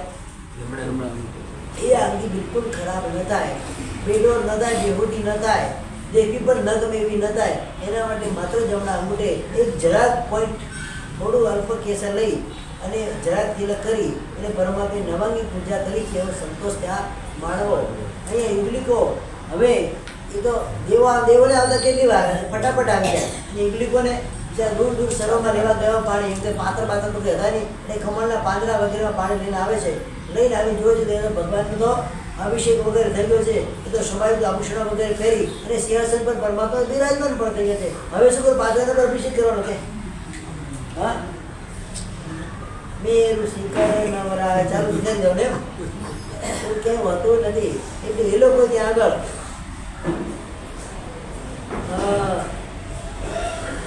કેટલી ધરો પવન આપણે પાણીને પગ જોઈને ક્ષણ પર વિચાર કરી ભગવાનના પગમાં આવે જળ પ્રક્ષાળન કરી દઈએ. આ જોડે ઇન્દ્ર માતાને વિચાર કરીએ. આ બધા અત્યંત વિનીત કેવા છે શ્રાવકો છે જે ભાઈઓ છે બધા. એટલે વૈષ્ણવને આજ્ઞા કરી અને ત્યાં આગળ 12 યોજન લાવી 9 યોજન પડી વિનીતા નામની નગરી જે ત્યારે અયોધ્યા નગરી છે એને તમે રચના કરો અને તેને તેના પર તેવી સુવર્ણમય એવા મહેલોથી વિરાજી દેવ પ્રવર્ત એવા સુવર્ણમય એવા શોભતી એવી સોનાથી મેં ઘણી શહેરીવાળી ધનાથી પરિપૂર્ણ નગરી એને વસાવી. તે સામેની રાજ્યમાં ગજ અશ્વાથી સંગ્રહ કરી 4 કુળોની સ્થાપના કરી. ઉગ્ર દંડકારી હોવાથી આરક્ષણ સ્થાની ઉગ્ર કુળ, ભોગની યોગ્યથી ગુરુસ્થાની ભોગકુળ, મિત્રસ્થાની રાજન્ય કુળ અને પ્રજાસ્થાની ક્ષત્રિય કુળ. 4 કુળની પરમાત્મા તે સ્થાપના. ક્યારે પણ કોઈ પણ વ્યક્તિ જો આવી ચેષ્ટાઓ કરતા હોય ખાસ એમાં ધ્યાન રાખવાનું. એક વખત પરમાત્મા વિભૂષિત થઈ ગયા હોય પછી એ પરમાત્મા પર ન તો અભિષેક થાય. ઘણા આવીને પ્રશ્ન કરે છે નવાંગી પરમાત્માની પૂજા થઈ ગયા પછી પાછો અભિષેક કરાય કે ન થઈ ગઈ પૂજા? હવે તમે મોડા પડે પણ તમારો નિયમ છે કે અભિષેક મારે કરવો જોઈએ. ભગવાન એક જ છે. શું કરે તમે પાછો અભિષેક કરાય ખરા? ન કરાય. બાળકને એક વખત નવડાવી દીધું પાછું ડોળમાં નાખો નવડાવવા માટે એમ કપડાં બપડા પહેરાવી દીધા બધી વાત થઈ લૂછાઈ ગયું શરીર પાછું શું કરશો? ડોળમાં નાખશું નવડાવવા માટે. એવું ક્યારેય હોતું નથી. એક વખત પરમાત્માનો પક્ષાળ થઈ ગયા પછી પૂજા વગેરે થઈ ગયા પછી વિભૂષણ વગેરે થઈ ગયા પછી બીજી વાર પક્ષાળ કરવાની ચેષ્ટા કરવાની હોતી નથી. એ પરમાત્માની આરાધના ન કહેવાય, પરમાત્માની આશા શું કહેવાય? કોઈ વિશેષ કારણ સમજો આવે, કોઈ વિશિષ્ટ કારણ આવે એ ઉદિત ગીતા ભગવાનને પૂછીને આ કાર્ય કરવાનું કે હવે પક્ષાળ બીજવાર કરવો કે ના કરવો. પોતાની મરજીથી પોતાની મેળે ક્યારે પણ આવા કાર્ય કરવા જોઈએ નહીં. એક વખત પરમાત્માનો અભિષેક થઈ ગયો છે, પૂજા થઈ ગઈ છે, હવે પાછો અભિષેક છે ને એટલે 18 અભિષેક જ્યારે કરવાના હોય ને ત્યારે પહેલો પક્ષાળ કરવાનો હોતો નથી. એ 18 અભિષેક વખતે જ પક્ષાળ થાય અને પછી એ બધા પરમાત્માની પૂજા. એક વખત પક્ષાળ થઈ ગયા પછી બીજો પક્ષાળ છે ને અભિષેકનો સમય પણ એવો જ રાખવાનો હોય કે પક્ષાળના સમય સાથે અભિષેકનો સમય ચાલુ થાય છે. આ રીતે ત્યારે કાળની પરિણાણીથી સુષભ પૂર્વના કાળમાં કર્પૂરીના ફળ જ્યારે પ્રાપ્ત નતા થવા માંડ્યા એટલે યુવલિકો શરીરના પત્ર પુષ્પાદિને ભોજન કરવા માંડ્યા. પણ કાળના ભાગે એમનું જઠરાગ્નિ બંધ થવાની એ શરીર થતા હતા, અજીર્ણ થતા હતા અને થોડું જ ખાતા હતા તો પણ અજીર્ણ થઈ જતું હતું. ભગવાનના વચનથી હાથમાં ઘસીને એ લોકોને હવે ખવડાવવાનું ચાલુ કર્યું. હવે જે શેરડીના વગેરે હોય એમને એમ ખાવા જાય, કાચા વગેરે પાંદડા વગેરે ખાય, પશુ કાચા ખાય ને એટલે કાચા પાંદડા ખાતા કર્પૂરના ફોટો મળતા નતા પછી. અને હવે શું કહ્યું પચે નહીં પછી શું કરો તમે હાથ પર ઘસો, ઘસીને એને ગરમ કરો. શું કરો? પછી ખાવ નહીં તમને પચવા માંડશે. પછી એ રીતે કરીને એ લોકો ખાવા માંડ્યા. પછી એની છાલ વગેરે ઉતારીને ખાઓ એ પણ ખાવા માંડ્યા. એ પણ જીર્ણ થવા માંડ્યું નહીં, એ પણ બધું થવા માંડ્યું નહીં. પત્રના ફૂટમાં એટલે કે પાંદડાનો કંઈક તમે ચંપુટ બનાવો અને પાણીમાં એને બોળી દો. એટલે કે ઘઉં ચોખા વગેરે થતા હવે એ જ ખાવું પડે પણ તો મળતા નથી. એ ઘઉં ચોખા વગેરે જે ધાન્ય વગેરે મળતું છે મળતું તમે એને પાણીમાં બોળી રાખો એટલે ગરમ પડે પછી ખાઓ. કાચું ખાવાનું નહીં. આ પ્રમાણે કરીને ચોખા વગેરે ખાવાનું કીધું. એ ઘણા પ્રકારે અને એ પણ હવે અજીર્ણ થવા માંડ્યું. ત્યારે ક્યારેક કૃષ્ણ ઘસણથી નવો ઉત્પન્ન થયેલો અગ્નિ ઉત્પન્ન થયો. અત્યંત સ્નિગ્ધ કાળ હોય ત્યારે અગ્નિ ન હોય, અત્યંત વૃક્ષ કાળ હોય ત્યારે પણ અગ્નિ હોતો નથી. પહેલો બીજો ત્રીજો આરો એવો હોય છે અત્યંત સ્નિગ્ધ કાળ. કેવો હોય છે? સ્નિગ્ધ એટલે ચીકણો કાળ એટલે એ પ્રમાણે ભેજવાળો કાળ હોય એટલે એમાં ગમે એમ કરે પણ અગ્નિ ઉત્પન્ન થાય નહીં. અત્યંત સૂકો કાળ અને વૃક્ષ કાળ કહેવાય. છઠ્ઠો આરો કેવો છે? અત્યંત વૃક્ષ. એમાં પણ અગ્નિ ઉત્પન્ન થશે નહીં. નરકમાં અત્યંત વૃક્ષ કાળ હોય. કેવો હોય? એટલે નરકમાં અગ્નિ ઉત્પન્ન થાય નહીં. દેવલોકમાં અત્યંત સ્નિગ્ધ કાળ હોય. દેવલોકમાં પણ અગ્નિ હોતો નથી. અગ્નિ કાયના જેવું દેવલોક અને નરકમાં હોતા નથી. જે પણ હોય પૃથ્વીકાય રૂપ અગ્નિ હોય છે. કેવા હોય છે? એ તેજસ્કાય રૂપ અગ્નિ હોતી ત્યાં નથી. એટલે અત્યંત સૂકા કાળમાં ને અત્યંત એવા સ્નિગ્ધ કાળની અગ્નિ ઉત્પન્ન થાય નહીં. પણ હવે આ કાળ ધીરે ધીરે સુકાતો હોય છે. કેવો છે?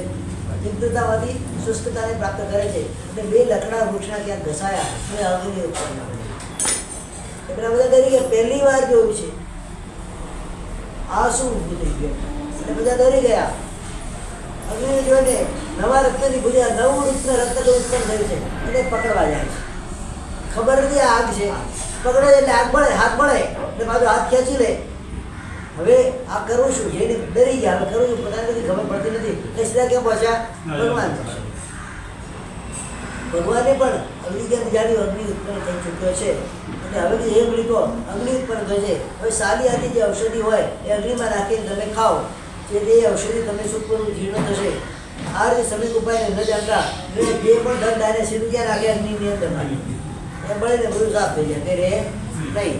તો હવે અગ્નિ એ બધું ખાઈ જાય છે. આ પાપાત્મા વેતાળ જેવો અતૃપ્ત એ તો બધું ખાઈ જાય છે તો એ પાછું તો આપતો નથી.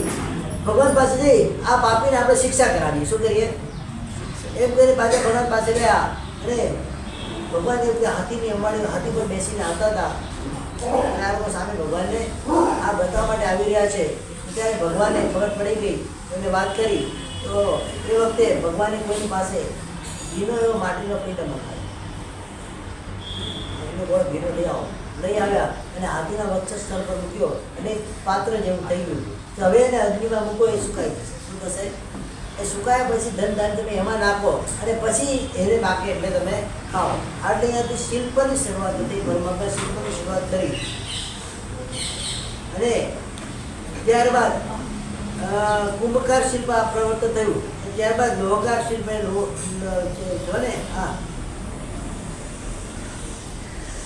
લોઢું દબાવે, હથિયાર વગેરે બનાવે, લોહકાર શિલ્પ. પછી ચિત્રકાર શિલ્પ, તંતુવાય અને દરજી, નાઈ, વચ્ચે 4 શિલ્પો ભગવાને ત્યાં પ્રવૃત્ત કર્યા અને 5 શિલ્પ અને 5 મૂળ શિલ્પના એકના 20 ભેદો એટલે 100 શિલ્પ થયા. તે આચાર્યના ઉપદેશથી થયેલા એવા ગણાય છે.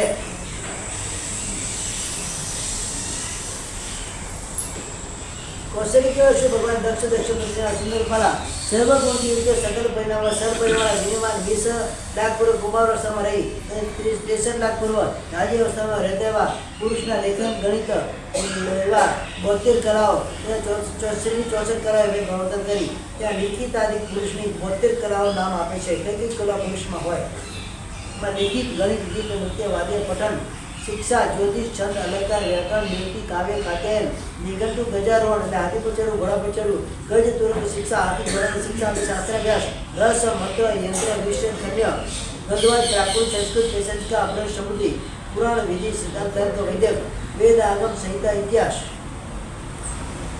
સામુદ્રિક વિજ્ઞાન, આચાર્ય વિદ્યા, રસાયણ, કપટ, વિદ્યાનુવાદ, દર્શન, સંસ્કાર, દ્વૈત સંબલક, મણિકર્મ, તરુચિકજા, ખેંચરી, અમરીકલા, ઇન્દ્રજાળ, પાતાળ સિદ્ધિ, યંત્ર, પ્રસંગી, સર્વગની, પ્રાસાદ, લક્ષણ, પણ, હાટ, દુકાન વગેરે, ચિત્રો પર લેપ, ચર્મકર્મ, પત્રછેદ, નખછેદ, પત્રપૂજા, વશીકરણ, કાષ્ઠગઠન, દેશ, ભાષા, ગાર, યોગાંગ, ધાતુકર્મ અને કેવલ વિધિ, શકુન દૂધ અને શકુનની જાણકારી. આ 72 કળા પુરુષની હોય. કેટલી 72 કળા શીખાડી. સ્ત્રીને પ્રમાણે 64 કળાઓ શીખાડી. બધું લાકડાનું કરતું નથી. હવે આ 100 શિલ્પ ભગવાન દ્વારા ઉપદેશવાદી આચાર્ય ઉપદેશ ગણાય છે. એ સ્વયં ઉત્પન્ન હોવાથી ખુશી, વાણિજ્યાદી કર્મ જે છે અનાચાર ઉપદેશ કહેવાય છે.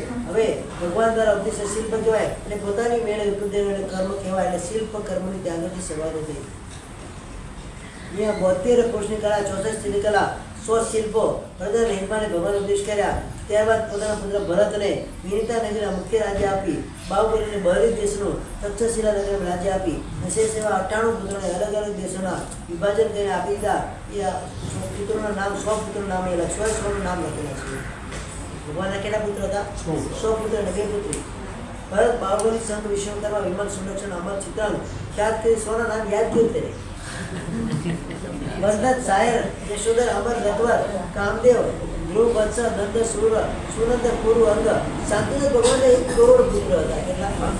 1 કરોડ, 1 કરોડ. 1 કરોડનું નામ યાદ કેવી રીતે? કોને બોલાવો કોને ન બોલાવો? 1 કરોડ નામ તો પાડવા પડે પાછા. એ એક નામ માટે તો ઊંચા નીચા થઈ જાય. એક નામ આવે તો નામ પાડવું કોઈ ના, એના માટે 10 તો ઓપ્શન હોય પાછા. 1 કરોડ નામ પાડવામાં આવે. કેવી રીતે પાડ્યા હશે? 1 કરોડ. હા, શાંતિનાથ ભગવાન ચક્રવર્તી હતા. કેટલા નામ હતા? 1 રાવણની પુત્રીઓ કેટલી ખબર છે? 3 લાખ. કેટલી પુત્રી હતી રાવણને? 3 લાખ. આયુષ્ય અમારે ભારે પડી જાય. આયુષ્ય કેટલું? રાવણનું આયુષ્ય હતું 15,000 વર્ષ. 15 લાખ નથી, 15 લાખ હતા. 15,000 વર્ષ તો આવું છે. કૃષ્ણવાસને 15,000 વર્ષ.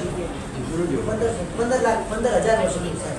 યાદ નથી મને આટલું આયુષ્ય છે. વૃદ્ધિકર સોયસા યશકીર્તિ યશસ્કર કીર્તિકર સુવર્ણ બ્રહ્મશેન વિક્રાંત નરોત્તમ પુરુષોત્તમ ચંદ્રશેન મહાશેન નરસેન ભાનુ સુકાત પુષ્પયુત શ્રીધર દુર્ગર્ષ સુષુમાર દુર્જય અજયમાર ચંદ્રમા ધર્મશેન આનંદ નંદ અપરાજિત વિશ્વસેન હરિશેન જય વિજય વિજયન પ્રભાકર હરિદેવન માન ભાવો જિલ્લો વેદ સુકોસ વિશ્વવરા સુસેન સેનાપતિ કપિલ સેન વિચારી હરિન જય કુંજર પર જયદેવ નાગરિક કાશ્યપ બલવીર શુભમતી સુમતિ પદ્મનાભ સિંહ સુજાતિ સંજય સુનામ નરદેવ ચિત્તર સુરવર ગઢ અને પદ્મની આશા પુત્ર પરમાત્મા હતા. રાજ્યના દેશો બધાને આપેલા હતા. અંગ વન કલિંગ ગોળ ચોડ કર્ણાટક લાટ સૌરાષ્ટ્ર કાશ્મીર સ્વામી આબેર ચીન મહાચીન ગુર્જર બંગાળ શ્રીમાળ નેપાળ જહાલ ગોશમ માલવ સિંહલ મગસરાની બધા દેશો અમને વેચીને આપેલા હતા. હવે લોકાધીન વિનંતી કરતા ભગવાન વર્ષિતન આપી કે આ ઉષ્ણકાળ પ્રથમ માસે પ્રથમ છે તેના આઠમના દિવસે ચતુર્માસ આઠમના છે દિવસના પશ્ચિમ ભાગમાં સુદર્શના શિબિરમાં બેઠેલા ભગવાન દેવ પર્વતને અસુર સહિત વિવિધતા નગરીમાં નીકળ્યા વધેમાં નીકળે સિદ્ધાર્થ છે તે આવે અશોક નીચે આવીને અશોક નીચે પોતે ઉતરીને ચતુર્મષ્ટિ રોજ કરે છે. ત્યારે ઇન્દ્ર મહારાજ કહે છે ભગવાન તમારા સ્કંદ પર અમારા લેટક કેવી છેલ્લી કેસની જે ધારા અત્યંત સોળ કલશ પર સ્વતી નીલ કમલ જેવી લાગે છે તમે એનો ખાડો ને એને રહેવા દો. અને ભગવાન 4 મિનિટ રોજ કરે એ 4 મિનિટ રોજ કરે. જલદેવ ચંદ્રવતી ચંદ્રને ગાવ જ્યારે ઉગ્ર ભોગ રાજ ક્ષત્રિય કચ્છમાં કચાતી 4,000 રાજાઓ સાથે ભગવાન એક દૃષ્ટિને દિશાને ગ્રહણ કરી. બોલો ઋષભદેવ ભગવાન કી જય.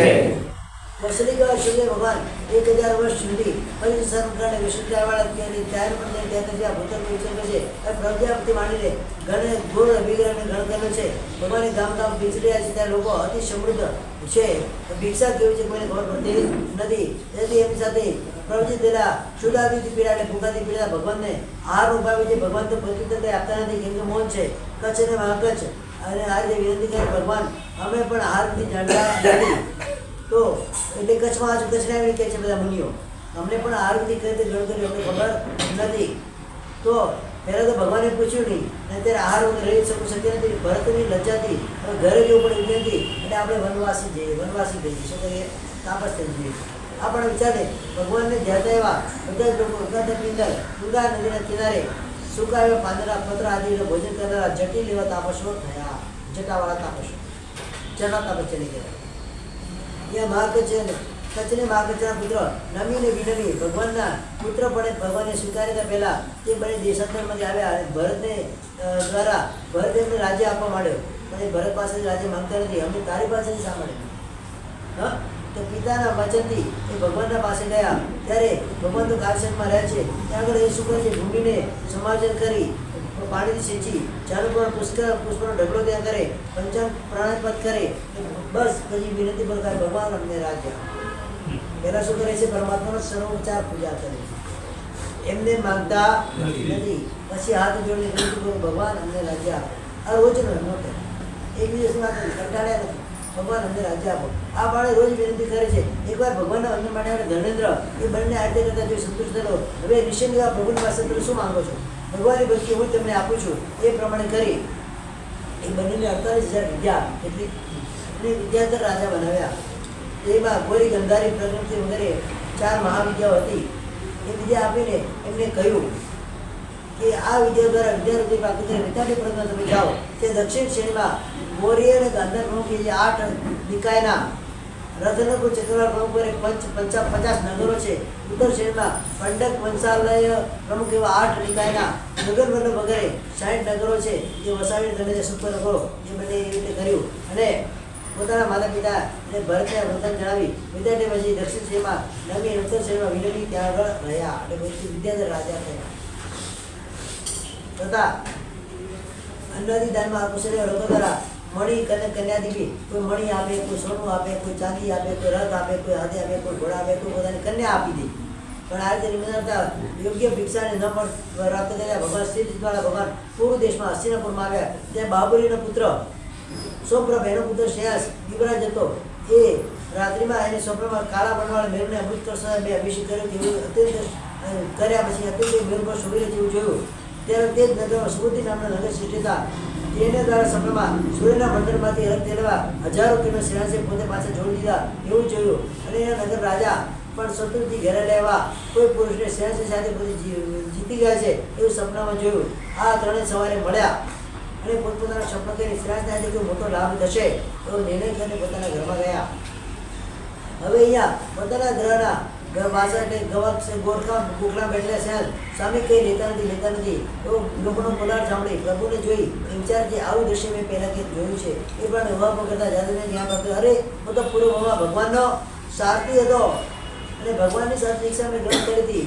ત્યારે વજ્રસેન જીન દ્વારા કહેવામાં આવ્યું હતું જે આ વજ્રનાભ જે છે ભરત ક્ષેત્રમાં પ્રથમ જીન થશે. વજ્રનાભ ત્યારે ભગવાન ચક્રવર્તી દસમો થાય ભગવાન અને આ એક ભગવાન છે. આ અવસરે શ્રેયાસ કોઈને શ્રેયાસને માટે કોઈ 100 વર્ષના ભરેલા અને શ્રેણીના રત્ન ભરેલા 108 ઘડા એમને ભેટ કરેલા હતા. તો પ્રભુ આ યોગ્ય દિશા તમે ગ્રહણ કરો. પ્રભુએ પણ ત્યાં હાથ ફેલાયો. વેદોનું શું ને મળતું પ્રભુ ત્યાં હાથ ફેલાયો અને શ્રેયાસે બધો જ રસ પરમાત્માના હાથમાં નાખી દો. એક બિંદુ પણ અહીંયા નીચે ટપકતો એની ઉપર પણ શિખા બને 108 ઘડા.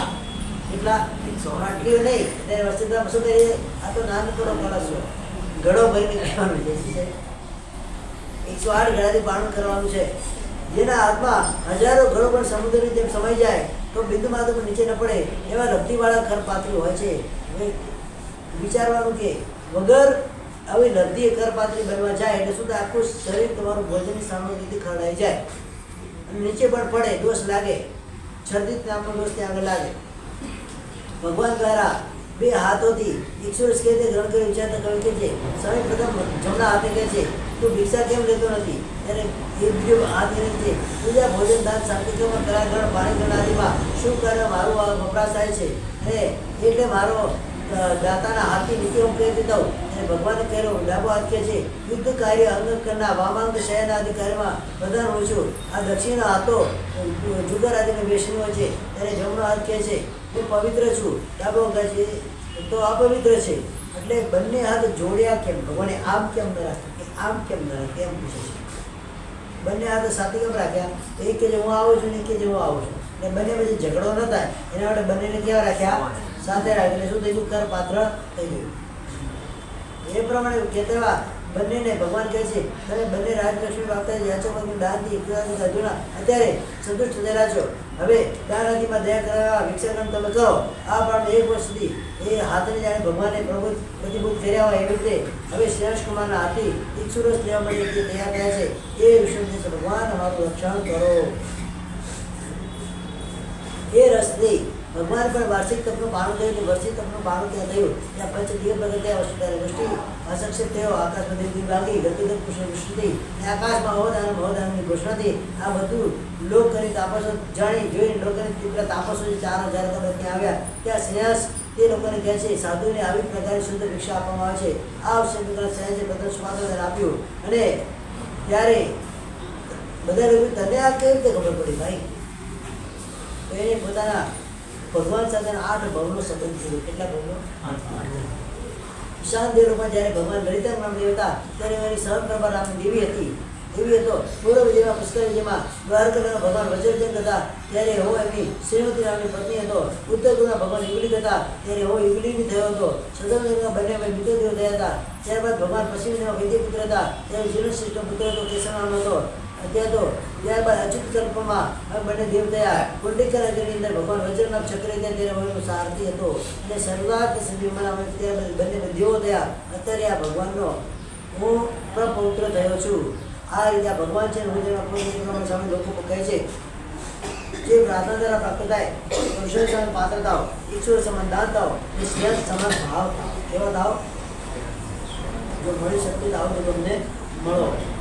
આવું સ્તોત્ર કરતા લોકો પોતાના ઘરે ગયા. દીક્ષા દિવસથી માંડીને 1000 વર્ષ સંસ્કાર ભગવાન રહ્યા અને બધો પરમાત્મા અવરાત્ર હતો. 1000 વર્ષમાં એક રાત્રિ સુધી પરમાત્માએ 48 એટલે 24 કલાક પરમાત્માએ આવું કહે છે. કેટલા? 1000 વર્ષમાં. અને એ રીતે આત્માની ભાવતા જે શીતકાળ ચોથો માસે સાતો પક્ષે એકાદશી છે ભાગણ વધ એકાદશી અંદર પૂર્વાનુકાળ સમયની અંદર તિરુમતા નામના નગરની નીચે નગરમાં વીરતા નગરીના શાખાપોર જે કહેવાય છે એના શકરમુખ નામના વિદ્યાના વડ વૃક્ષ નીચે જન્મ દેવ આઠમ ભક્તિ ઉત્તરાષાઢ નક્ષત્રમાં ચંદ્ર જ્યારે ઉગા ત્યારે શુક્લ જન્મમાં રહેલા વધેલા ભગવાન અનંત જોડિયા દર્શન ઉત્પન્ન થયા. ભગવાન સર્વજ્ઞના સર્વભાવને જાણે છે અને જુએ છે. બોલો ઋષભદેવ ભગવાન કી જય. એ પ્રમાણે 1000 વર્ષ પહેલાં વિધાને શાખાપુરા વિભાગમાં જ્યાં કલ્યાણ કર્યું ત્યારે ભરતને ચક્રધરની જે ઉત્પન્ન થઈ વિષય પુષ્પમાંથી વિષમ હોવાથી પ્રથમ પહેલાં તાજને પૂછ્યું કે ચક્ર પૂછ્યું એવું મનમાં વિચાર કરે છે. ક્ષણ વિચાર કરી આ લોક પરક શુદ્ધ થઈ એવા પરમાત્માને પૂજવાથી કેવલ આ લોકના ફળને એવા ચક્રના પૂજ્યનું જ ગણાય.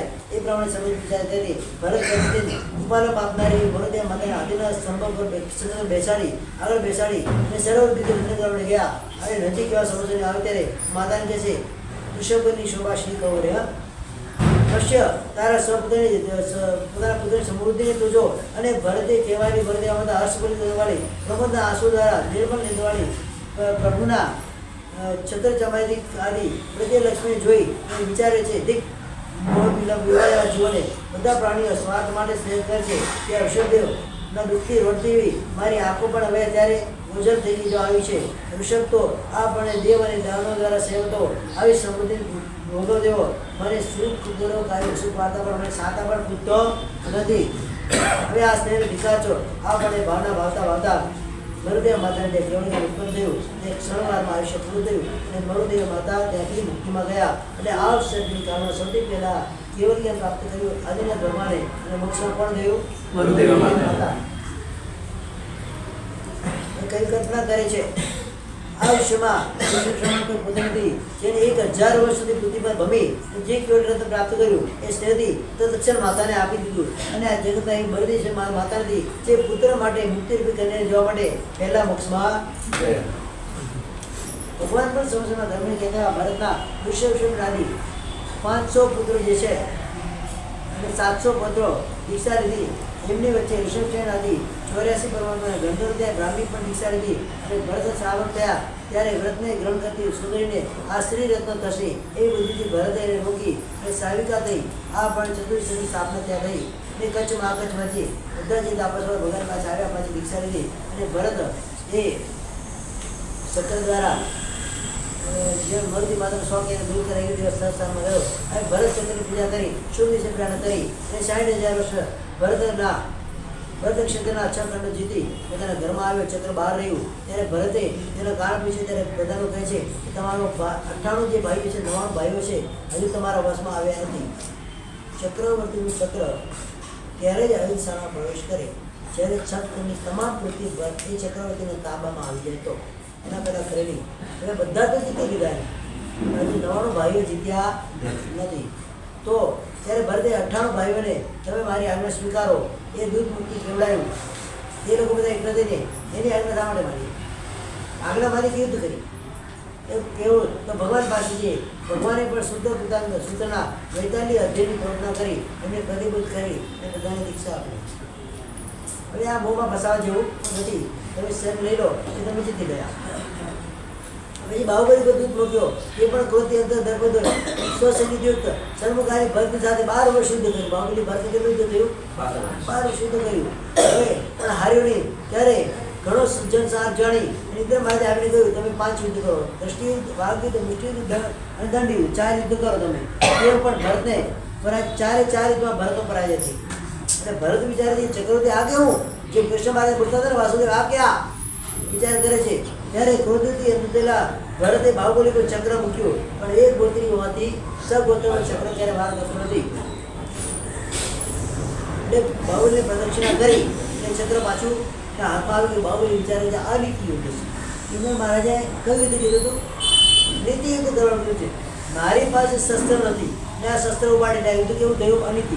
હવે એને છોડીશ એક જ મુઠ્ઠીમાં ચક્ર સાથે ચોરો કરી નાખ્યો. આમ મોટી ઉપાડી મારવા બહુ ભલી પછી બુજે રહે કહેવાય છે જ્યાં મુઠ્ઠી મારવા માટે ઉપાડી ત્યાં વિચાર કરે છે. નાનો કહે મારાથી ભલે તો મારાથી મોટા ભાઈ છે, મોટા ભાઈ ઉપર મારાથી આવીને હાથ ઉપાડાય નહીં. ગમે એમ હોય તો કોણ છે? મારા પૂજ્ય છે, મારા વડીલ છે, પણ હાથ ઉપાડી દો ક્ષત્રિયનો બચ્ચો છે, હવે નીચે પણ આવે નહીં તો કેમ કરીશ? શું કરવું? હા, પુસ્તક પર હાથ મૂક્યો, પંચમુષ્ટિ લોચ કરી દીધું ત્યાં આગળ, અને ત્યાં જ તાવ કાયમ ઠાણે ન મોડે ન જાણે ન અપાણ ભરત રાજા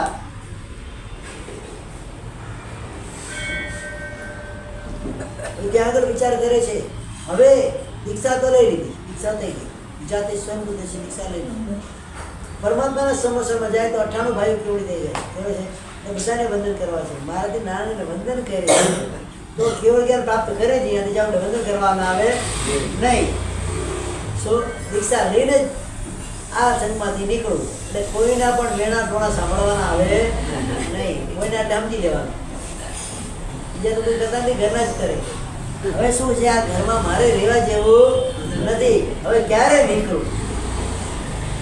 ખાલી જ્યાં દરવાજા, જે સ્થાન તને ખાલી ખુલ્લું દેખાય ત્યાં તું જતો રહેજે. આ વચન કોને આપ્યા હતા? સુદર્શનની માતાએ કીધું જે સ્થાન ખાલી હોય ત્યાં જા, અહીંયા ઘર તારા માટે બનશે.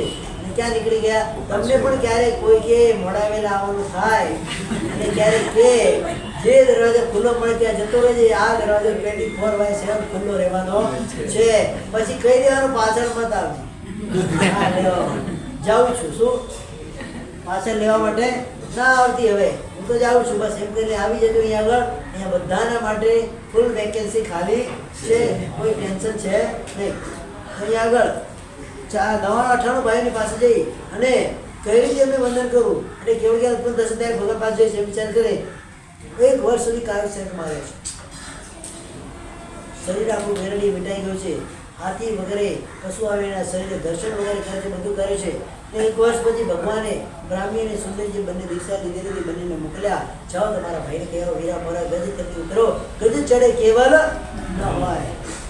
આવ કહીને પ્રતિબુદ્ધ કર્યો. ત્યારે જ્યાં ચરણ ઉપાડવા માટે પ્રયત્ન કરે છે, એક પગ જ્યાં ઉપાડ્યું ત્યાં જેવું જ્ઞાનની શાંતિ ભગવાન બાહુબલીને થઈ ગઈ.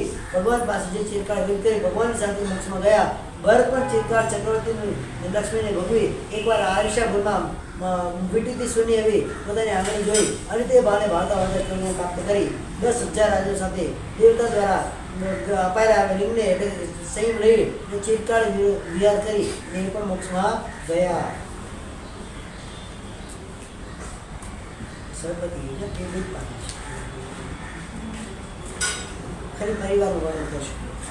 કૌશલિક વર્ષોએ ભગવાનના 84 ગણ અને 84 ગણધર હતા. કૌશલિક વર્ષોએ ભગવાનના પુંડિક વગેરે 84,000 એ ઉત્કૃષ્ટ સર્વ સંપદા હતી. સુદેવ ભગવાનની બ્રાહ્મી સુંદરી વગેરે 3 લાખ સાધ્વીઓની સંપદા હતી. કૌશલિક વર્ષોએ ભગવાનના શ્રેષ્ઠ વગેરે 3,05,000 શ્રાવક હતા. સુભદ્રા વગેરે 5,54,000 સાધ્વીઓ શ્રાવિકાઓ હતી. 4,750 ઉત્કૃષ્ટ એવી પરમાત્માની કેવલી તુલ્ય એવા 14 પુરીની સંપદા હતી. કૌશલિક ઈશ્વર ભગવાનની અભિજ્ઞાની 9,000, કેવળ જ્ઞાની 20,000, વૈકલ્યબ્ધિવાળા 20,000, વિપુલમતી મનફેરવાળા 12,650, વાદી 12,650. પોતાના હાથે દીક્ષિત થઈ લેવા 20,000 સાધુ મોક્ષમાં ગયા. પોતાના હાથે દીક્ષિત થઈ લેવા 40,000 સાધુ મોક્ષમાં ગયા, સાધી મોક્ષમાં ગયા. અને આ પ્રમાણે અનુત્તર ઉત્પન્ન થયેલા 22,900 એવા ઉત્કૃષ્ટ પરમાત્માની આ સંપદા હતી. કૌશલિકા સૃષ્ટિ ભગવાન બે પ્રકારની અંતર્ગત ભૂમિ હતી. વિજ્ઞાનંતર્ગત ભૂમિ પર્યાય પરમાત્માને કેવળ જ્ઞાન થયા પછી તરત જ મોરદેવ માતા કેવળી થયા. ત્યારથી આ શું થયું? અંતર્મૃતમાં જે ભૂમિ ચાલુ થઈ ગઈ, અને પરમાત્માના નિર્વાણ પછી 50 લાખ સાગરો ઉંમર સુધી આ મોક્ષ માર્ગ ચાલુ રહે. જેટલા ભગવાન સમજ નહીં ત્યાં સુધી પર્યાય ભૂમિ પરમાત્માની રહી. તે કાળે તે સમય કૌશલિકા સુધી ભગવાન 20 લાખ પૂર્વ કુમાર વસામાં રહ્યા. 30 લાખ પૂર્વ રાજ્યવસ્થા પાડી, 83 લાખ પૂર્વ ગૃહસ્થા પાડી, 1,000 વર્ષ સર્વસ પર્યા પાડી, 1,000 વર્ષની પૂર્વ 1 લાખ પૂર્વ પરમાત્મા દીક્ષા પરે કેવલી પર્યા પાડી, સંપૂર્ણ 1 લાખ પૂર્વ ચારિત્ર પર્યા પાડી, 84 લાખ પૂર્વ આયુષ્ય પાડી. વેદન્ય આયુષ્ય નામ કરું ગત ક્ષીણ થતા છતાં આ અવસરની કાલે સુસંસ્કાર નામના ત્રીજા આડો જ્યારે ઘણો પૂરો થઈ ગયો હતો તે 3 વર્ષની શાળા આડવીને બાકી હતા ત્યારે આ શીતકાળનો ત્રીજો માસ 5 પક્ષ અને 13 દિવસ એટલે કે માઘ વધી 13ના દિવસે એટલે કે મેરુ તેરસ જેને કહેવાય છે 10,000 સાધુઓ સાથે જલ દેવા 6 ઉપવાસ સાથે અભિજીત નામના નક્ષત્રમાં ચંદ્રમેઘ અવતારે નિર્વાણ કાળ સમયમાં પલંકા સમય બેઠેલા એવા ભગવાન નિર્વાણને પામ્યા સદુખી રહિત થયા. બોલો ઋષભદેવ ભગવાન કી જય. જે સમય પરમાત્મા શુદ્ધ થયા એ સમયે આસન કંપ દ્વારા ઇન્દ્ર મહારાજા અગ્નિજ્ઞાની ભગવાન નિર્વાણને જાણી અને અગ્રવાસી લોકપાલનાથી પરિવારથી ભગવાનના શરીરે છે ત્યાં આવ્યા તે ધર્મ પરીક્ષા કરી આનંદ રીતે અસ્તોપર નિર્ણય યોગેશામાં રહ્યો. કોઈ પણ ઈશાન ઇન્દ્ર વગેરે બધા 64 ઇન્દ્રથી ત્યાં આગળ આવ્યા છે અને આવીને અષ્ટાવધ ગુરુ જ્યાં ભગવાન શરીર છે ત્યાં આવીને વિધિપૂર્વક વિદ્યાની સેવા કરતા રહે છે. ઇન્દ્ર મહારાજા ભગવાનના વેદ્ય વિમાન દ્વારા નંદનવતી ચંદ્રનો લાકડા મંગાવે છે અને તેની 3 ચિતાઓ કરાવે છે. એક ચિતા તીર્થંકર પરમાત્માની હોય, એક ગણધરના શનિ હોય અને એક ચિતા શેષ મુનિની હોય. પરમાત્માની ચિતા ચોરસ હોય, ગણધરની ચિતા ગોળ હોય અને શેષ તીર્થંકર ચિતા જે ત્રિકોણ હોય કેવી હોય, ગોળ ચોરસ અને ત્રિકોણ ચંદ્ર હોય. આ રીતે 3 ચિતાઓ કરાવે છે. આબેગ દેવરા કિરોદીના સમુદ્રનું જળ લાવી અને ભગવાનના શરીરને ઇન્દ્ર મહારાજને નવડાવે છે. સરસ ઘોષિત ચંદ્રના લેપન કરે છે, વસ્ત્ર અલંકાર ઘોષિત કરે છે અને અન્ય દેવો દ્વારા ગંધર્વ મુનિ શરીર નવડાવેલા વગેરે કરે છે. આ પ્રમાણે ઇન્દ્ર મહારાજા ચિત્રથી શોધતી એવી 3 સેવિકાઓ કરાવે છે અને આનંદ દિનવાળો અશ્રય મિશ્ર તેના સેવિકામાં આરોપણ કરે છે અને દેવ ગંધર્વ મુનિ શરીર સેવિકામાં બેસાડે છે. ઇન્દ્ર મહારાજા પરમાત્માના શરીર સેવિકામાંથી ઉતારી અને ચિતામાં સ્થાપે છે અને દેવ ગંધર્વની શરીર સ્થાપે છે. ઇન્દ્ર મહારાજને આગળ અગ્નિકુમાર દેવો આનંદ રહે તેવા નિરોત્સાહમાં અગ્નિ જ્વાલે છે, સળગાવે છે. વાયુકુમારના દેવો છે, વાયુને વિકલ્પે છે. એ દરેક આ ચિતાઓની અંદર કલાગમ ચંદ્રની મધુ ઘી અને નિક્ષેપ નાખે છે. અસ્થિ જ્યારે બાકી રહી ગયા ત્યારે શેષ શરીર જ્યારે બળી ગયા ત્યારે ઇન્દ્ર મહારાજે વાયુકુમાર દેવ બે ગોષ્ઠી કરી અને ચિતાને શાંત કરી દીધી. ત્યારબાદ સત્ર ઇન્દ્ર મહારાજા પ્રભુની ઉપરની દક્ષિણ દાઢા ગ્રહણ કરે, ઈશાની અંદર નીચેની દાઢા ગ્રહણ કરે